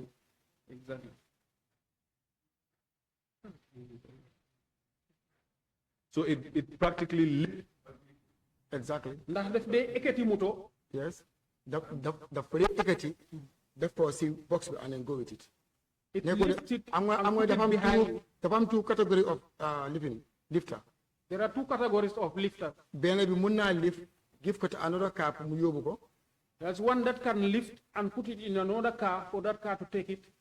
waaye man bi nekk si suma onda daf dee lift ba pare mosoo mu carré. Okay, but the one under me, you lift it and put it on top of it and carry it. A self-sufficient crane. That I cannot translate.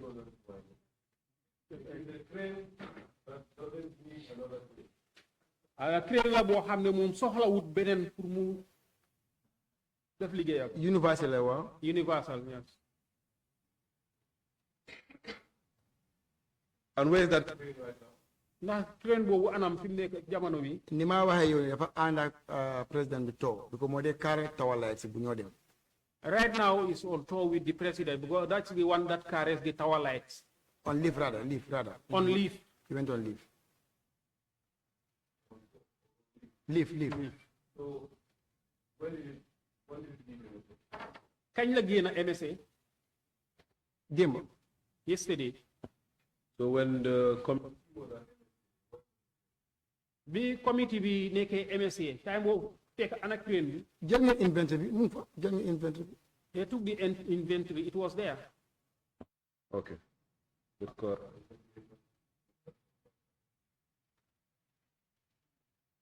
Now, at that time, ci waxtu boobu. They are claiming that you and members of your team. dañu doon wax ne yow ak sa ñi nga àndaloon te ngeen doon jaay moto ak ay bagage yi moto. That's false. I deny it. mu ne loolu amut weddi naa ko. And with the use of the crane. ci ak ndimbali crane bi wala liggéeyi crane bi. It makes it very easy to remove one of these and put them in another. def dee yombal seen liggéey trop pour ngeen jëlee moto si benn place yóbbu ko si beneen place. Wow. Yes.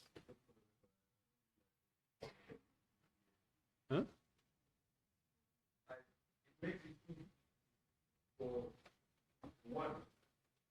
anyone to take a vehicle from one place and apply it to another. Because of crane boobu noonu def dee yombal pour nit jëlee benn moto benn place yóbbu ko ci beneen place. Wow. Yes. So what is the indication that you use the crane to facilitate your taking of parts and taking of lan ngay wax ci tuuma yi li ne yow da nga daan use crane bi pour jëlee ay parts MSA di ko yóbbu feneen. That's wala what. si benn moto di ko yóbbu feneen. Lolo happen now once my tractor yi Sediba mention. That happened once. That's the tractors that Sediba mentioned. If you allow me now explain it more. If you allow, I will explain it to be clear. Go ahead. Thank you. Those tractors, as you read to me, younger than tractor wise nyarla one. Like you said, those tractors, you said 3, but they were not 3, they were 2. Nyari tractor la mutu bi la crane bi yobu. Nyari tractor la crane bi yobu bundung si benay local garage. The crane only took 2 tractors to the local garage in Gunjur. Not Gunjur, Bundung. Bundung. Legi biñ démé dañ ko bëggoon cannibalize pour ñu am benn buy daw. Now when we wanted to cannibalize it so that we can have one that is functioning.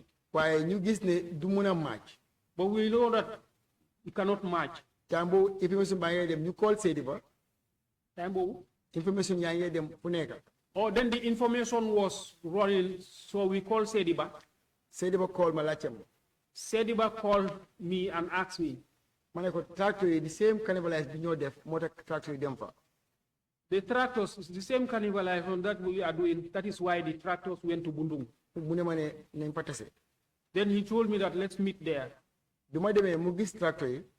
When we went, he saw the tractor. Mu ne ma yii ni tractor government tractor yi ñu ngi paagoon si boori moto yi war a oxen. He said the government tractors were parked next to the government vehicles that were supposed to oxen. Ma ne ko waaw. I said yes. Ñu off fita bi because. He called the mechanic. Because I'm a mechanic, but I'm not basically I'm concentrated on these tractors. That's not my job. Man mechanic la why I'm not do my really tractor. I am a mechanic, but I am not specialist in tractor. So when we call the mechanic and we asked him, you know motor Jan def ko fa essayer pour cannibalize mu ko wa.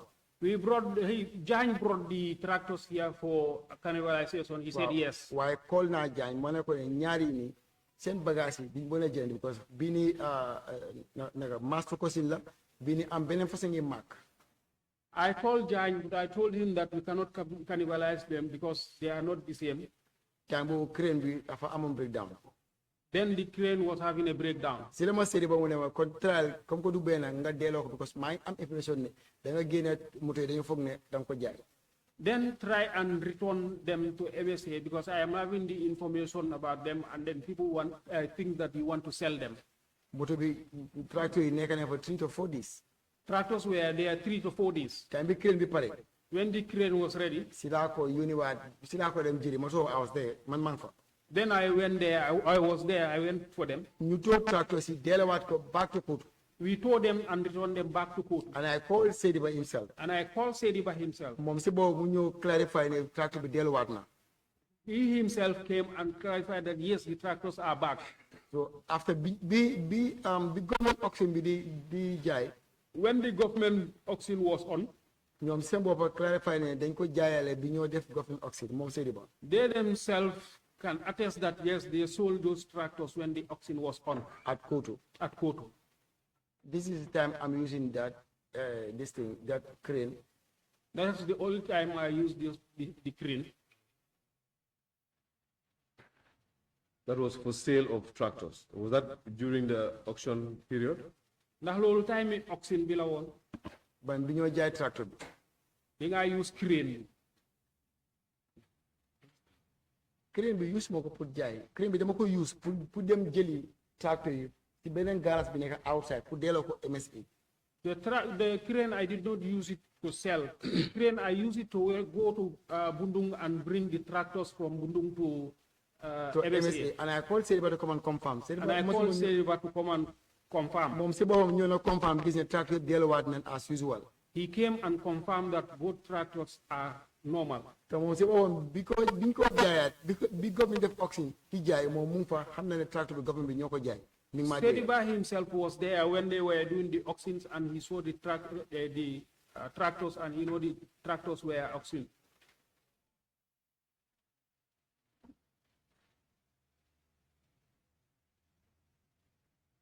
Okay. So we have established that there was a practice by Kara Abdullah Jammeh and Mr. Njai to bring. Sorry? Njai with the team. Njai passed away, so but the team is still available. Exactly. Ah, okay, sorry, Bala. No, Bala, no, no. So, the auctioneer was also present in some of those things, right? Wow. ne jaaykat bi mu ngi fa woon tam auxiliaire bi mu ngi fa woon si yéena mu ngi fa woon time bi Mohamed Dia ñëwee pour seeti boss bi moom Karabulay ak Mohamed Dia QCell ñoo àndoon. he was there when Jah came to see the caravan. Mohamed Dia QCell. Mohamed Jah Qcell was there. And apart from the people that came, the auctioneer, Kara Abdullah Jammeh, come with any other people? ndax auxiliaire bi Kara Abdullah Jammeh dafa ànd si woon ak ñeneen. Waaw. yes. ñu fa ak ñan la woon. ñu fa ak Xaadim. ñoo na fa ak kan. Xaadim xaw ma santam bi waaye Xaadim moomoo mi ngi amoon contract si biir State House. Xaadim but second name he came there with Hadim that had contract at State House. What kind of contract? ban façon yi contract. Anyway, su ma mistaken ñoom ñoo nekkoon di def seen construct bi fu mu. Anyway, if I am not mistaken, they are the ones who were doing the construction there. ñëw na fa tamit ak Seydi Diallo. Hadim Gueye, thank you. Yes, Hadim Gueye, thank you. ñëw na fa tamit ak Seydi Diallo. He came there with Sidi Diallo. Seydou. Sekou Diallo. Seydou Diallo. Diallo. Seydou Diallo. waaw ñëw na fa tamit ak benn paa bu ñuy wax Jeete. He came there also with one pa called Jaite. waaw ñii laa mën a recall. These are the ones I can remember. Can I get the names again? Munga Waha Turi. Hadim Gueye. Hadim Gueye. Jah QCell. Jah Qcell. Seydou Diallo. Seydou Diallo. Kara Ablay. Karablai. And then one dad called something Jeite, but I don't know his first name, but I know him through Jeite. One man called something Jaite. I don't know what is his first name, but I know he's Jaite.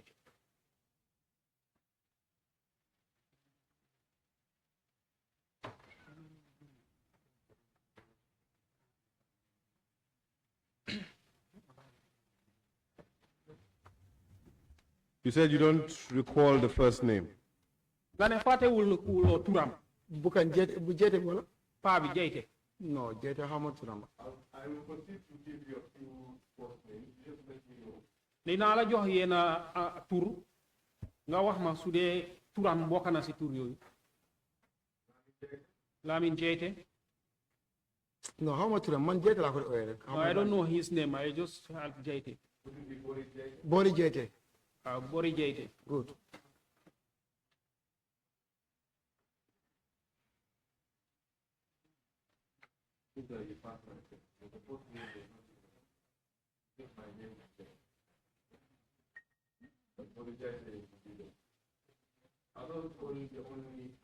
Those I can recall. Ndax yooyu rek la. Unless when I crack my brain, but those ñooñu laa mën a recall. Yooyu laa mun a fàttale. Those are the ones I can remember.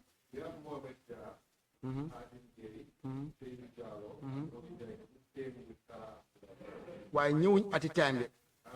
Okay. They didn't come at the same time. Waa xam naa.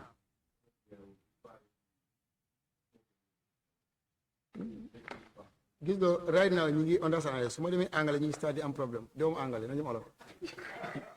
Don't even try to go. Hi.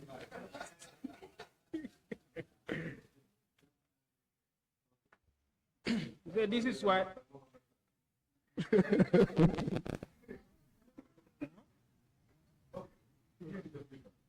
This is why I insist that we speak Wolof, because you know I cannot speak English. You see the way how fast it is. So this is why I want us to speak Wolof.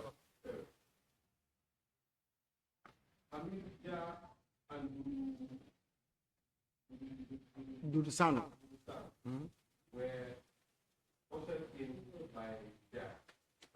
Hamidou Dia ak Dudu Sané moom Njaay moo leen indi woon Dudu Sano Njaay moo leen indi woon. waaw Njaay ak Karabulay ñoom ñoo ànd ak Hamidou Dia QCell. Njaay and Karabulay they came with Hamidou Dia QCell. waaye Dusano. But Dusano moom ak Njaay alone ñoo ànd. he came with Njaay alone. ak driver Dusano. And Dusano's driver. waaye mënuma recall ban driver. But I cannot remember the name of the driver. Bi Hamidou Dia ñëwee tam moom ak Mr. Njaay rek la woon. ak Karabulay. And Karabulay. So just for the record, all the names you've given me, Karabulay, Jagne, and Mr. Ibrahim Njai were both present except for Dudu Sa. Exactly. mu ne pour record si pour yim la wax nii ñoom ñëpp ñu ngi fa woon ba mu des ci mujjee tura. waaw. Yes. Let's talk about yourself. Did you bring any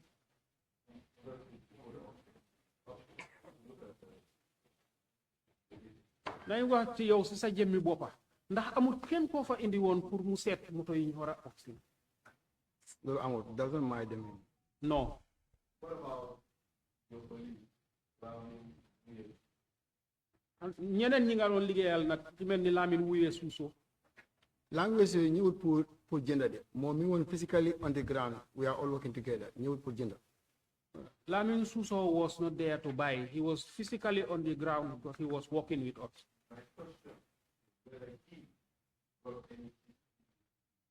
mooy laajte bi mooy ndax Lamine Suso moomu ndax indi du fa woon kenn pour mu ñëw pour jënda. boobu not my knowledge boobu ama si xam-xam. That one is not up to my knowledge. I don't have any knowledge about that. ndax yéen a bokkoon waxtu bi ngeen doon liggéey the same shift. moom at times mu ñëw at times mu absent. Sometimes he will come, but sometimes he will absent.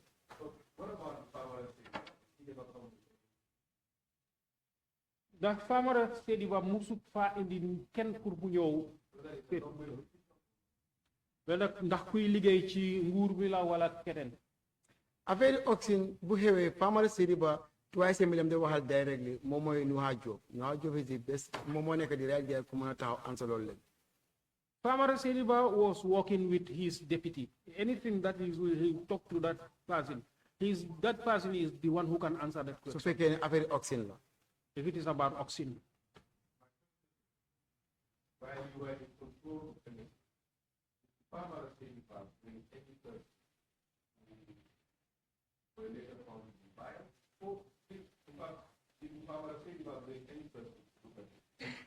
laajte bi mooy ndax yow time bi nga fa nekkee bu yow yaa nekkoon in charge of MSA ndax Famara Sediba Mustapha indi kenn pour mu ñëw seet moto yi nga xam ne yooyu la ñoo oxyne. mosu ko direct man de xam mu dara ko si Njaay boot man mosu ko gis. He have never directed anybody to me. Maybe he directed to Njai, but not to me.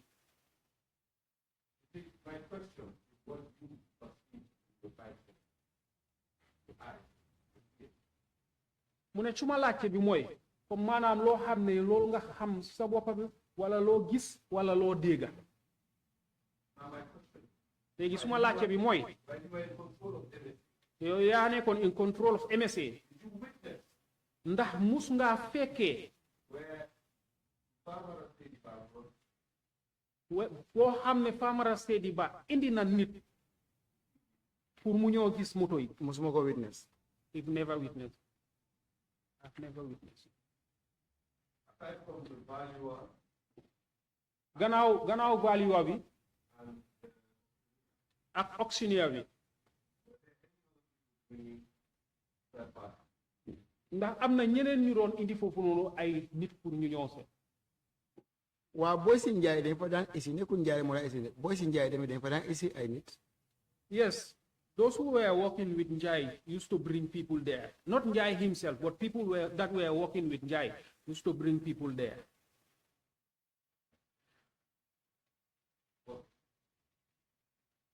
At some point, the commission had brought you in as part of it. am na time boo xam ne commission daf la indi pour nga ñëw bokka ci gaay bokk si gaay pour la be part of what team nga bokka ci njaay mi ma bokk si Janneh commission as a security waaye man jaay moom. I was part of the Janneh commission as a security but I was not selling. waaw waaw moom laajte bi mooy ne yow bokkoon nga si team Waaw. Janneh commission bi yes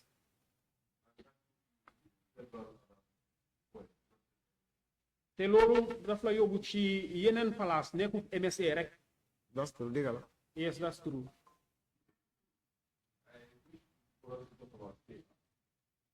dama bëggoon pour ñu wax mbiri State House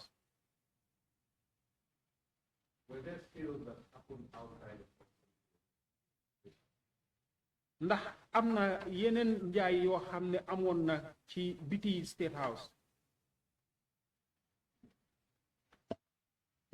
man yi ma fekkee gisuma ko because anga moo tax dama bëgg a mu leer because Janneh commission bi dafa am ñaari team. all that I witnessed I did not see that Janneh commission was having two teams waaye first team bi. and the first team bi dafa ànd ak Alhaji Kura. that was the team that was moving with Alhaji Quran. and when biñ ceeñee Alhaji Kura. When they change Alhaji Quran, fekk time bu ak man suma time bi jég naka sorante wut. that time and my time are not far from kon su ma nee State House jaay nañ si biti wala jaay nañ si biti damaa fen waaye xamuma si dara. but when I say State House, they sell there or they sell outside of State House, I am lying.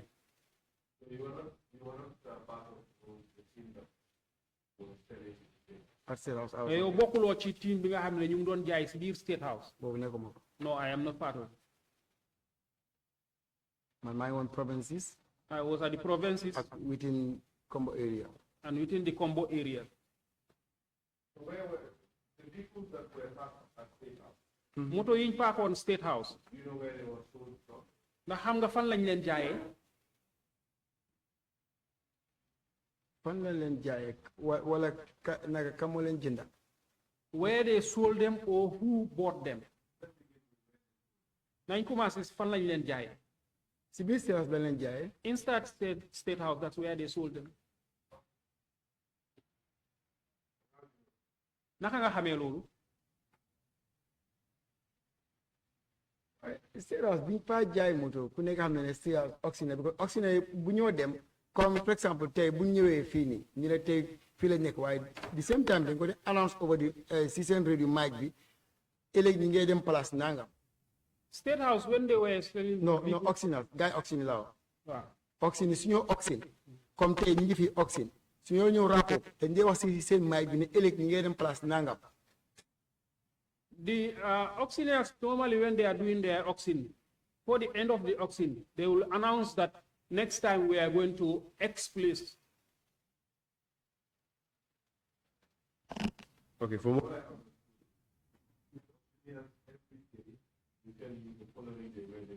exactly. ci li ma dégg ci wax bi mooy ñi doon def auction bés bu nekk dañ dee wax ëllëg fan la ñoo defi auction. waaw. Yes. te noonu nga ko xamee ne State House soo lañ ko jaayee. exactly. Exactly. Do you know who bought assets from State House?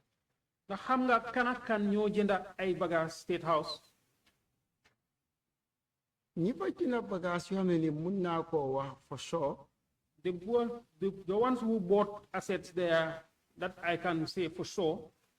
yooyu man ñaari nit laa mën a wax mënu ma ko passé. I can only mention two. I cannot go beyond. because of ñooñu laa gis moto liñ fa jëndee ñi ngi ko dawal ma gis ko si ñoom. Because those are the ones that I see what they bought, they are driving it. I am seeing it with them. number one moom mooy Hadim. Number one, that is Hadim. number two the one. Hold on, when you say Hadim, Haram, sorry, Hadim, ban Hadim, Hadim Guy. Continue. number two. One PS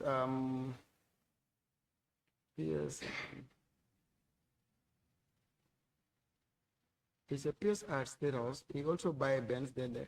Number two, one PS at State House. He also buy a Benz, black Benz, but black Benz, PS Sal, PS Sala. he buy a black Benz He bought a black Benz from the auction. from the auction. It's these two I can say this now like new Jennifer Benz on the auction. A motor rather on the auction. These are the two that I can say bought people at the auction at the State House. I know you know my next question. xam naa ne xam nga lan mooy nekk si suma beneen laajte bi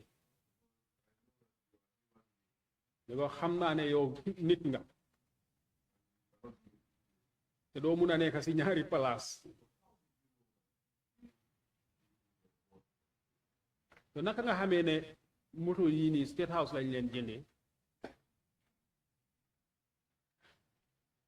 As far as I know, and I work State House, comme que xam naa li ma xam te liggéey naa State House. As far as I know, and I work at State House. Moto Yaya Jammeh xanaa ko xam ne xamu ko de. Yaya Jammeh's vehicle, maybe somebody who does not know him. But so ko gisee rek nga xam ne li moto Yaya Jammeh. Or if you see the vehicle, you know that this is Yaya Jammeh's vehicle. Yaya Jammeh du jënd scrap. Yaya Jammeh does not buy scrap. Amul scrap. He doesn't have scrap. But Sergeant, Well, Sergeant,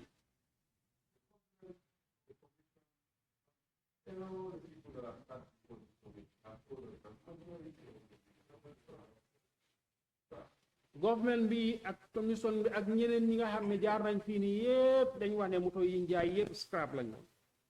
waa ku nekk ak sa li ci gën a bëri scrap lañ woon. ku nekk ak sa point of view ni nga di label scrap. Maybe man ni ma label scrap ak ñoom ni mu label scrap du benn. People have their point of view. Maybe the way I am labeling scrap and the way they are labeling scrap is not the same.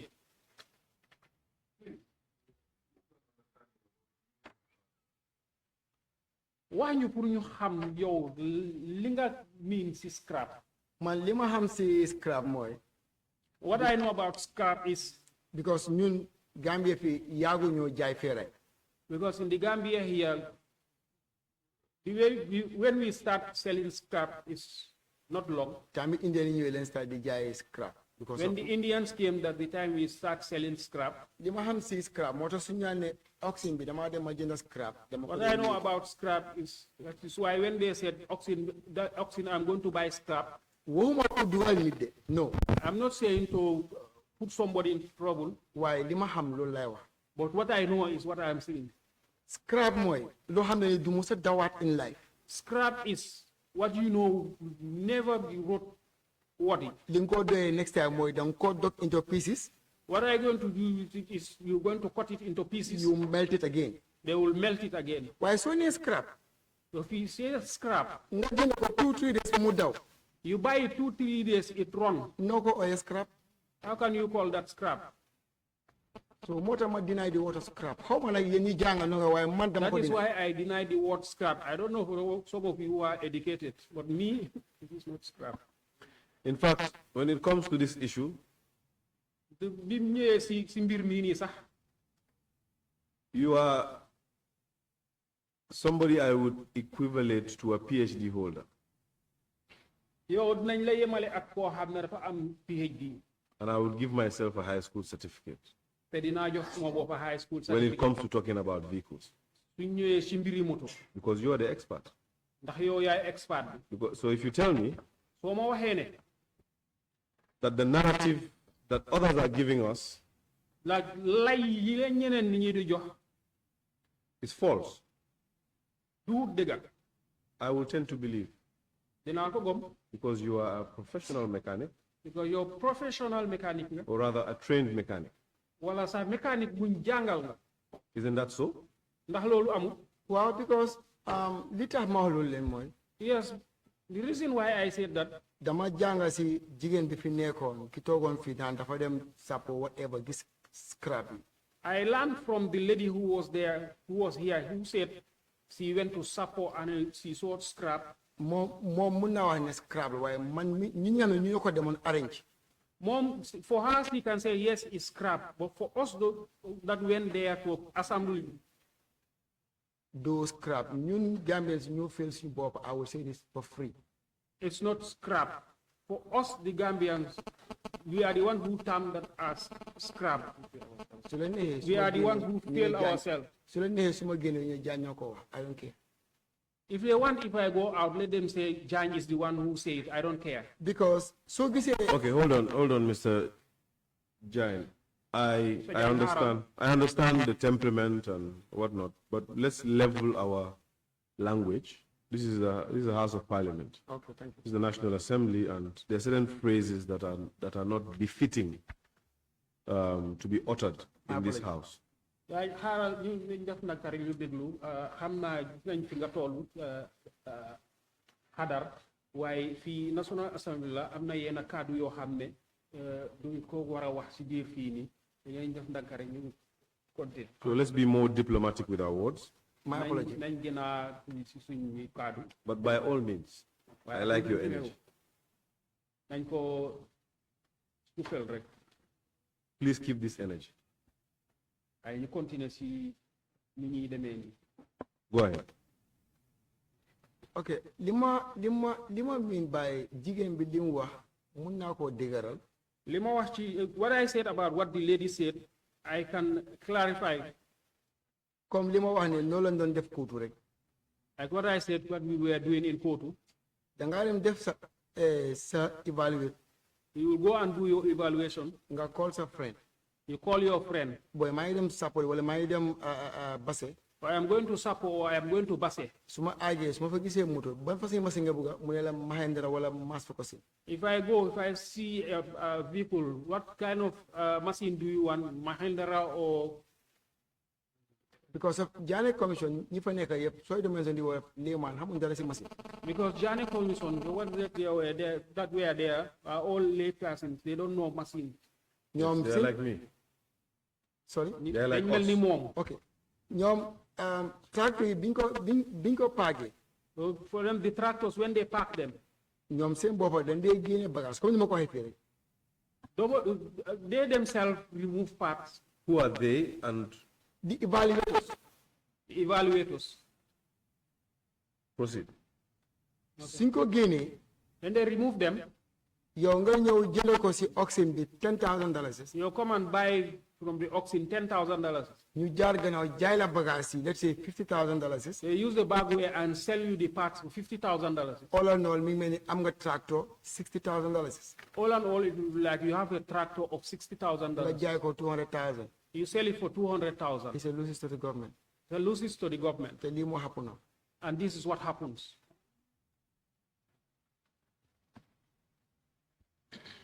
But if one could also say Su fekkee ne nit mun naa wax ne that Ne. Famara Sediba was with the valuers the whole time. Famara Sediba mu ngi woon ak valuers yi waxtu bi yépp. Are you saying that he was also part of the scheme? Famara Ndax da ngay Sediba wax ne moom tam dafa bokkoon ci njuuj njaaj boobu. Famara Sediba musta appear daf dee yónnee. Famara Sediba has never appeared. He always sent people. buñ demee suñ ñëwee. When they go and come, si lañ ko dee jox report bi. then they will give him the report. moom mu forward ko so Jane Commission. And then he forwarded it to Jane Commission. te Famara Sediba nekkul dama ko back. because of Famara Sediba, it's not that I am backing su him. fekkoon ne backing la lim bindaa duma ko back. If it was a backing, then what I wrote, I will not. What he waaye What he waaye wrote, I will not. waaye dawal moto But driving a vehicle taxul nga xam moto. doesn't make you to know a vehicle. am moto Have a vehicle taxul nga xam moto. doesn't make you to know a vehicle. Famara Sediba moom mooy contrôle moto yi. Famara Sediba is the one controlling the waaye vehicle. tey su paane dafa ooyee mécanique xamul dara si moto. But when a vehicle has a breakdown, he will go and call a mechanic. so He ñoom doesn't mën know anything about it. ñoom mën nañu ko deceive si kaw loolu leen fekk du xam. They can deceive him on that and he will not know. waaye man mi nekk physically on the ground But him who is physically on the ground, nekkuma di accuse kenn de I am not accusing anybody. da ngeen ne ñu wax dëgg. He said we should tell the truth. that's why ma wax leen lii. That is why I'm telling you the truth. lii moo tax ñu ne scrap waaye scrap man ma ne yaa jël amul scrap. This is why they say scrap. But for me, I said Yaya Jammeh doesn't have scrap. because soo ñëwee fekk ñu lose bagage yëpp teg ko mu tëdd automatique da nga naan feeraay la. Because if you come and you find that they lose all the parts and put them down, obviously you say this is scrap. nga jaay ko nit people like man nga jaay ma ko ma jël suma crane bi yóbbu ko. People like me, you sell it to me, I take my crane and take it. 2 days ma jox la lift with that car. 2 days, Ma jox la lift ak moto boobu noonu. I give you lift with that vehicle. So kon scrap amut. Then there's no scrap. Okay. You had mentioned earlier that there were about 6 vehicles that were armored. Ci gannaaw tuuti wax nga ne amoon na 6 moto yoo xam ne amoon lañ. At Kotu. At Kotu. Wow. At Kotu. Were there any other armored vehicles anywhere else? Ndax amoon na yeneen amoon véhicule yu nekkoon feneen fu dul Kotu. I can only know for Kotu. Man Kotu laa mën a xam, Kotu laa mën a xam. I can only mention about Kotu because that's where I know. All right. So we have discussed for over 3 days now. Léegi waxtaan nañ tollu si ñetti fan léegi. And from what I understand is that Ci li ma si jàngee mooy ne there was a lot of dubious activity. am na njaañ bu bari bu amoon. There were public servants who defrauded the government. am na ñi doon liggéey ci nguur nga xam ne ñoom ñu doon fraud government bi. Who were not honest to the commission. yoo xam ne jubuñu woon ci commission bi.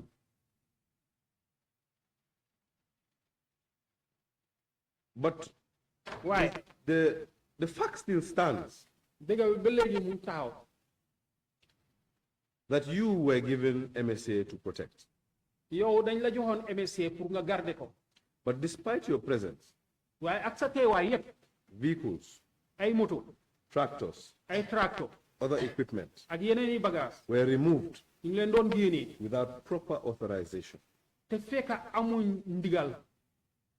You see, Sergeant, gis nga Sergeant if I'm to be very honest with you, bu fekkee ne may wax dëgg rek after lunch especially, gannaaw añ everything you've told me, li nga ma wax lépp I believe. def naa ko gom naa ko gom naa ko. Man sax xam naa ne waxuma loolu. I told you that I did it. Yes, I believe. mu ne gom na ko. The reason I believe, li tax ma gom ko because you could see how our evidence flowed, our conversation flowed. mu ne ko da ngay gis ni waxtaan bi ni mu àndee. You yourself pointed it out. yow si sa bopp sax wax nga ko. And while you tried as much to contain it, te try nga bi nga xam ne yaa ngi ko teg ci yoon. but the fact is people who were stationed at MSA waaye dëgg bi mooy nit ñi defoon MSA had cannibalized vehicles, ñu ngi doon génne ay bagages ci ay moto. have removed vehicles from MSA, génne na ay moto MSA. and have sold parts and vehicles from MSA. te jaay nañ ay bagages ak ay moto MSA yu jógee MSA. You still have to be held responsible for that. loolu noonu yépp sa bopp bi lañ koy teg.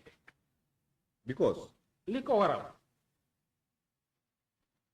you control the gates. yow yaa yore woon caabi bi caabi bunta bi yaa amee woon bunta bi. And you ought to have had a say yow da nga waroon a am kaddu as to who you'll admit ci ki nga wa nangu mu duga and what you can let out. ak li ngay nangu mu génna. Please react to that before my question becomes too long. waxal ci loolu balaa ñoo. Anyway, thank you very much. jërëjëf thank you counsel. Dégg naa sa wax nga ne bi ñu jógee añ bi léegi. I heard what you said since we came from lunch. But for that of MSA, why I put affaire MSA, For that of MSA, ku la wax ne dañ fa jaay moto.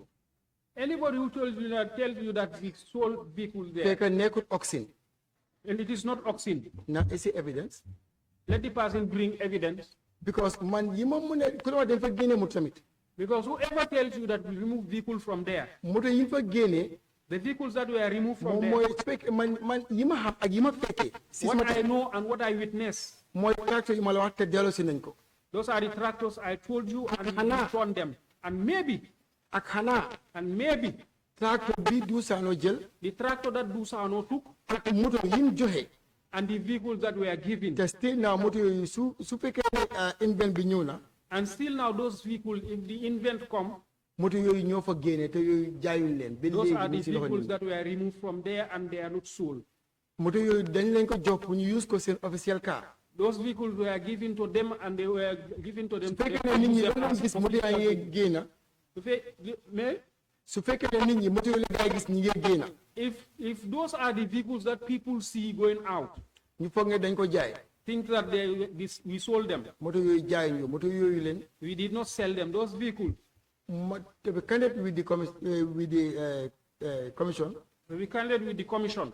man maa use my own initiative I use my own initiative bala ñoo jaay moto yi before we sell them. te am na yu mën a nekk on route And there are ones that are roadworthy te mën nañ ko jox nit ñi ñu use ko and they can be given to people to that's use. why ñu make leen on road give it to people That's why we give them to people to te use them.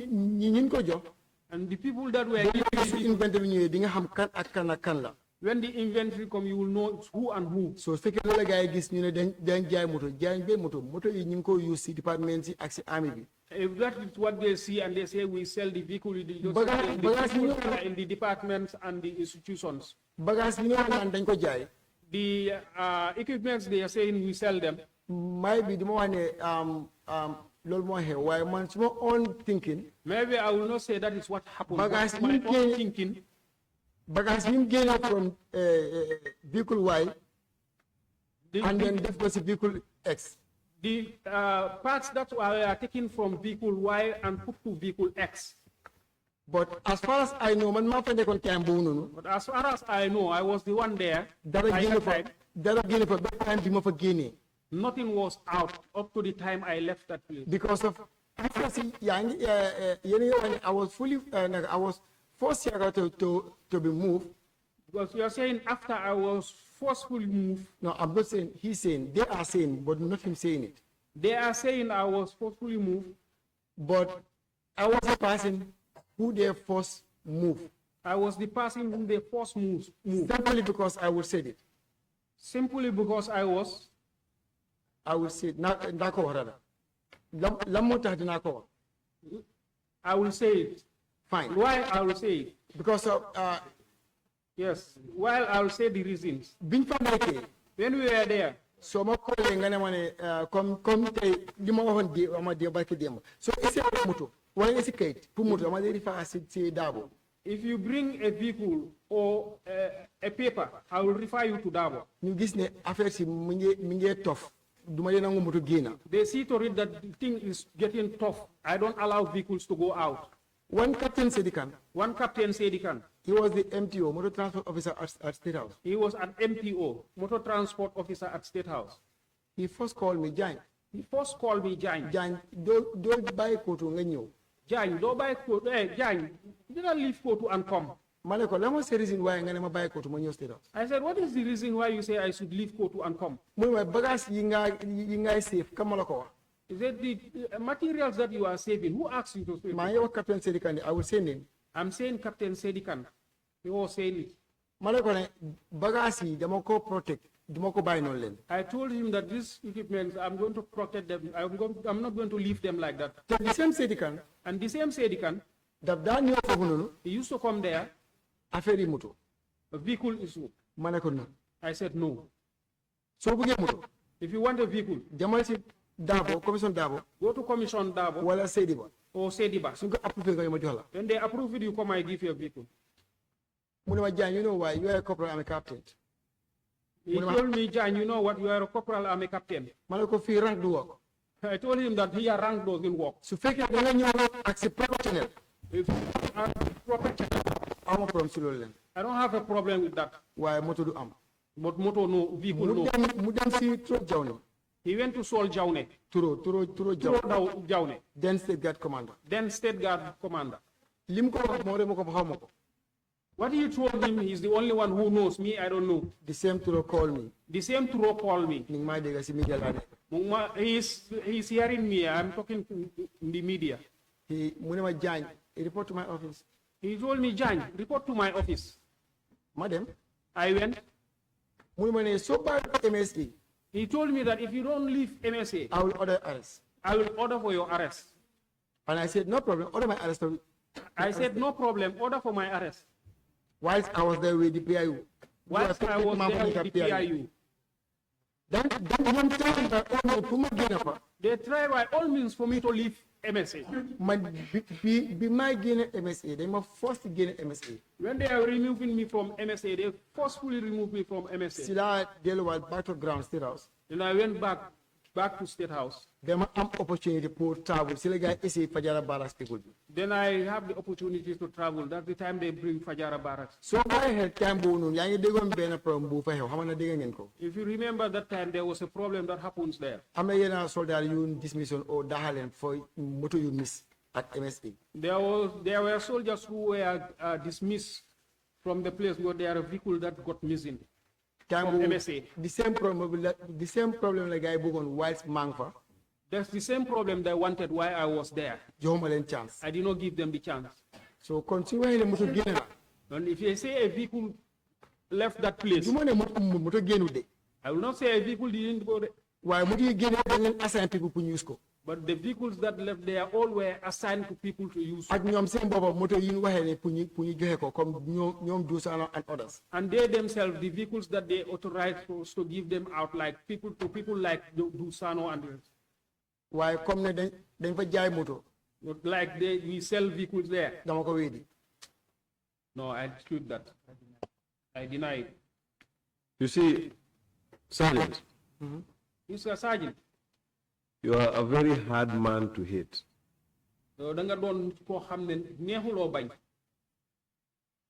I admire your courage sometimes. But sometimes I wonder where that courage is when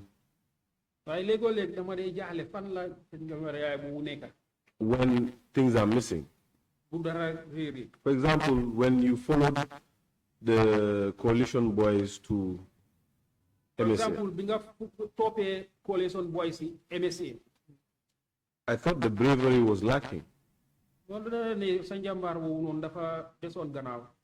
it was in Brufut, the bravery was there until the gates of MSA.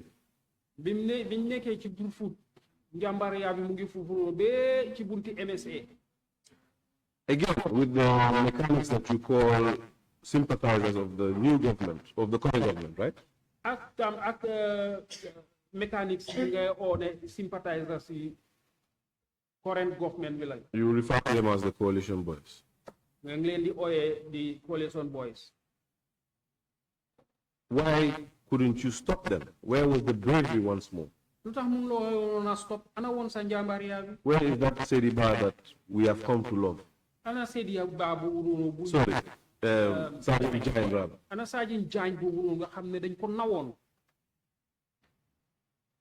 It's like it's flipping, flopping for me. You're very brave when it's convenient and very lenient when it's not. You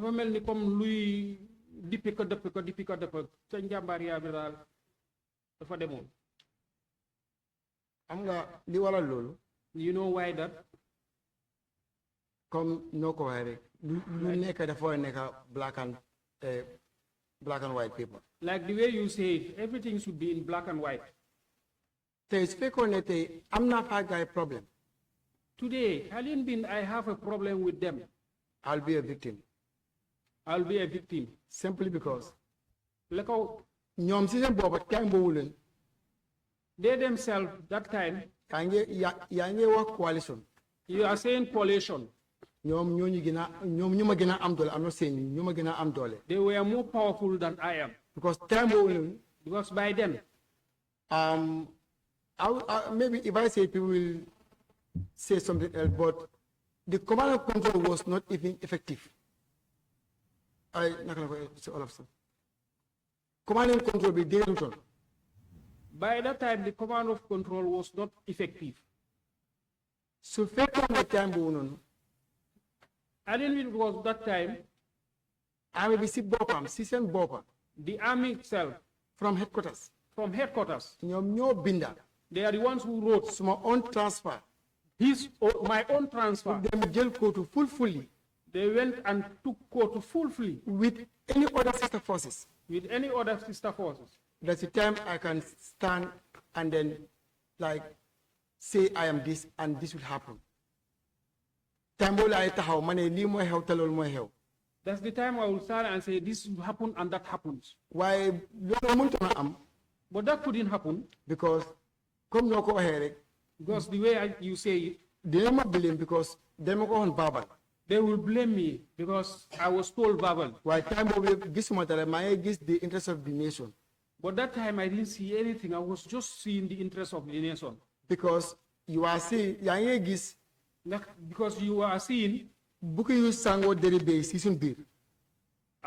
hyenas covered with goat skin. te su fekkoon ne dama taxaw ma def comme ñu bëri def. Hadn't been I stood and Can we decode the hyenas and goat skin for the record? wolf in a goat, Wolves in sheep's clothing. in a sheep clothing. Proceed. Mu ne ndax mun ngaa leeral loolu noonu bu këriñ sangoo bay lu mu tekki. bukki yu sangoo deri bay li mu tekki. you pretend to be good whilst you are not good. Is that in English? I believe we have set the record straight, right? Wolves in sheep's clothing. Sheep clothing, All yes. right. Proceed. so time boobu gisuma woon dara lu dut alali réew mi. By that time, I was not seeing anything apart from the nation's property. bañ mu yaaxu. I don't want it to get spoiled. because su fekkoon ne tey dama def comme nii ñu bëri def toog hold my hand. Hadn't been I did the way the others did, just fold my hands. I'm not saying ne tey duñ toog fii di calculate bagages yi de. I will not say today we will not sit here and calculating the equipment, waaye duñ àgga up to liñ am. but we will not come up to this. because tey gannaaw yàlla. Okay, that's fine. That's fine. I will stop you. I have literally about 6 minutes to wrap up with you and hand over to the high table. So I want to make the best of it. li ma desee ci waxtu léegi bareetu juróom benn minute léegi dina gaawalantu jeexal loolu noonu den ma bàyyee la ak committee. I wish to ask, there were several ambulances at dama bëggoon a laaj am MSA, na ambulance yu bëri yu nekkoon MSA. correct? yes. Wow. Yes. with the generators. With generators, brown new generators. The ambulances had generators. Ambulance yi dañ amoon ay generator. da nga am generator ak ambulance yi benn catégorie lañ nekkoon they are brand new. You have ambulances and generators. They were all the same categories, brand new. Kontaan naa ne tudda nga ne US school lañu woon.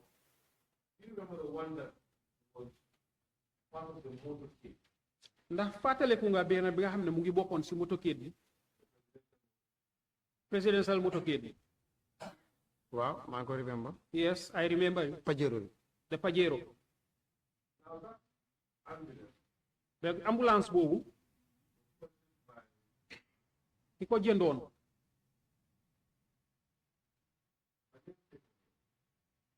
ko bokkal tur sa tooma Adama. which Adama. Turam mooy docteur Adama Sala. Ndax fàttaliku nga ko? I cannot recall. I cannot recall.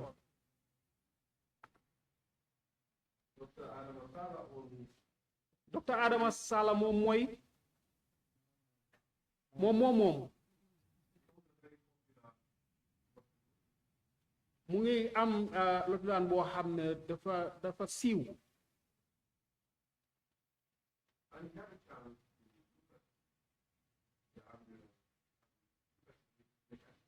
te amoon na chance pour seet ambulance bi ànd ak mécanique am bi bi mu ko jëndee mu bàyyi ko foofu ci ay kàddoom beerin bi ci kanam dafa amoon problème so moto bi munta dem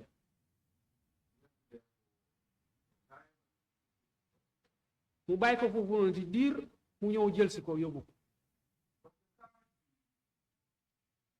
ko mu ne waaye moto bi mu jënda dem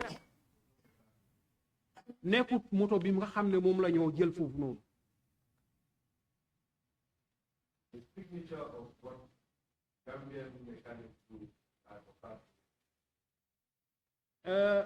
jikko bi nga xam ne mécanique yi Gambia moom lañ dee def moo ko dal moom The parts had nekkul rek ne sax dañ génnee parts ci ay kaadoom mel ni dafa amoon acte terrorisme di ko mun tax sax xaameeti moom moto bi mu jëndoon ak bi mu fa fekka moto boobu noonu saroon la nekkoon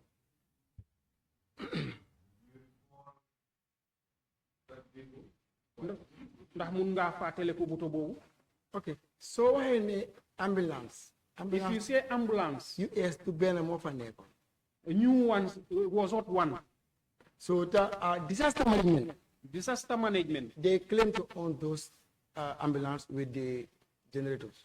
They claim to own those ambulances with the generators. So that will be surprise me. So need moko jëndal. That will surprise me if you say somebody bought it. Te ñoom seen bopp disaster management. And they themselves, disaster management. ñoom ñoo ñëw di pick moto yi one after the other. They came and they were picking those vehicles one after the other. Together with the generators, this silence generator. Together with the silence generators. And then when I was leaving Koto, I left there four by new generators. I left there 4 new generators. The ambulance also, it was 5 brand new ambulance. With 5 brand new ambulances. So this cannibalization that you are saying. This cannibalization that you are saying. I'm not saying it's not happening. I'm not saying it doesn't happen. But then I can say when I saw back, because time of a nekon. Then I can say the time that I was there. Man as a mechanic. Me as a mechanic. Do my gis motor es mako cannibalize. I will not see a new vehicle and I cannibalize it. Do my dem motor es line. When I was going, all the vehicles were new. So kon understand mako bobu kan mako cannibalize. Then I didn't understand who must have cannibalized. Because I lived that place 3 years after. Because me, I left that place 3 years after. The ambulance was a Ford Gulfstream. Ambulance before la one Gulfstream.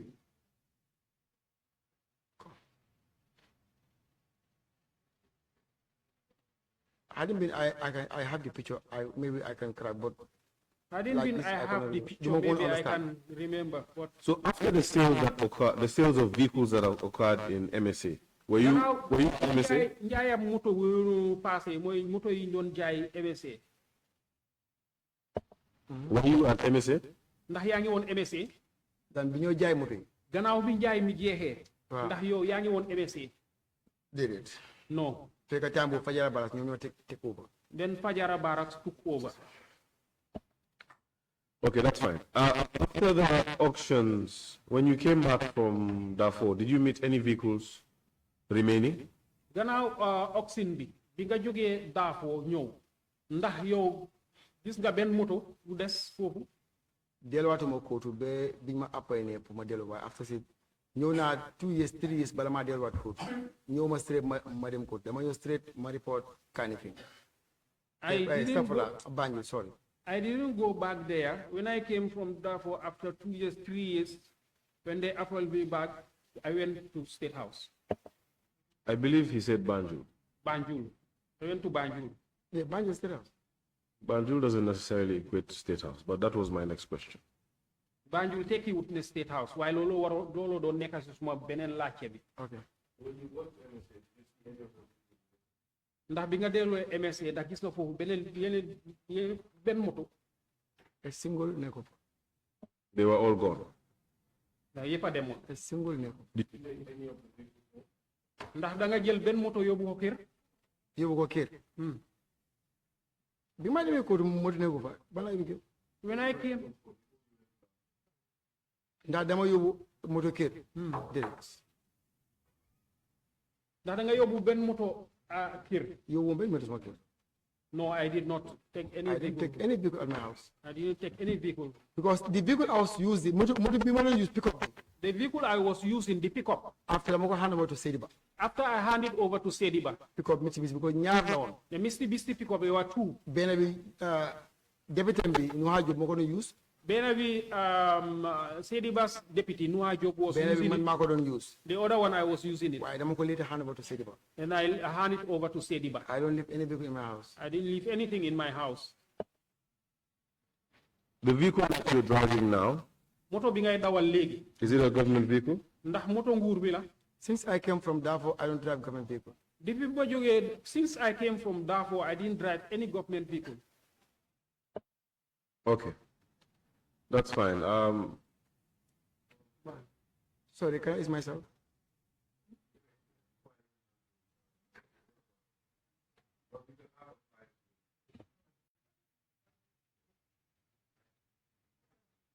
Ten minutes? Okay, great. Fantastic.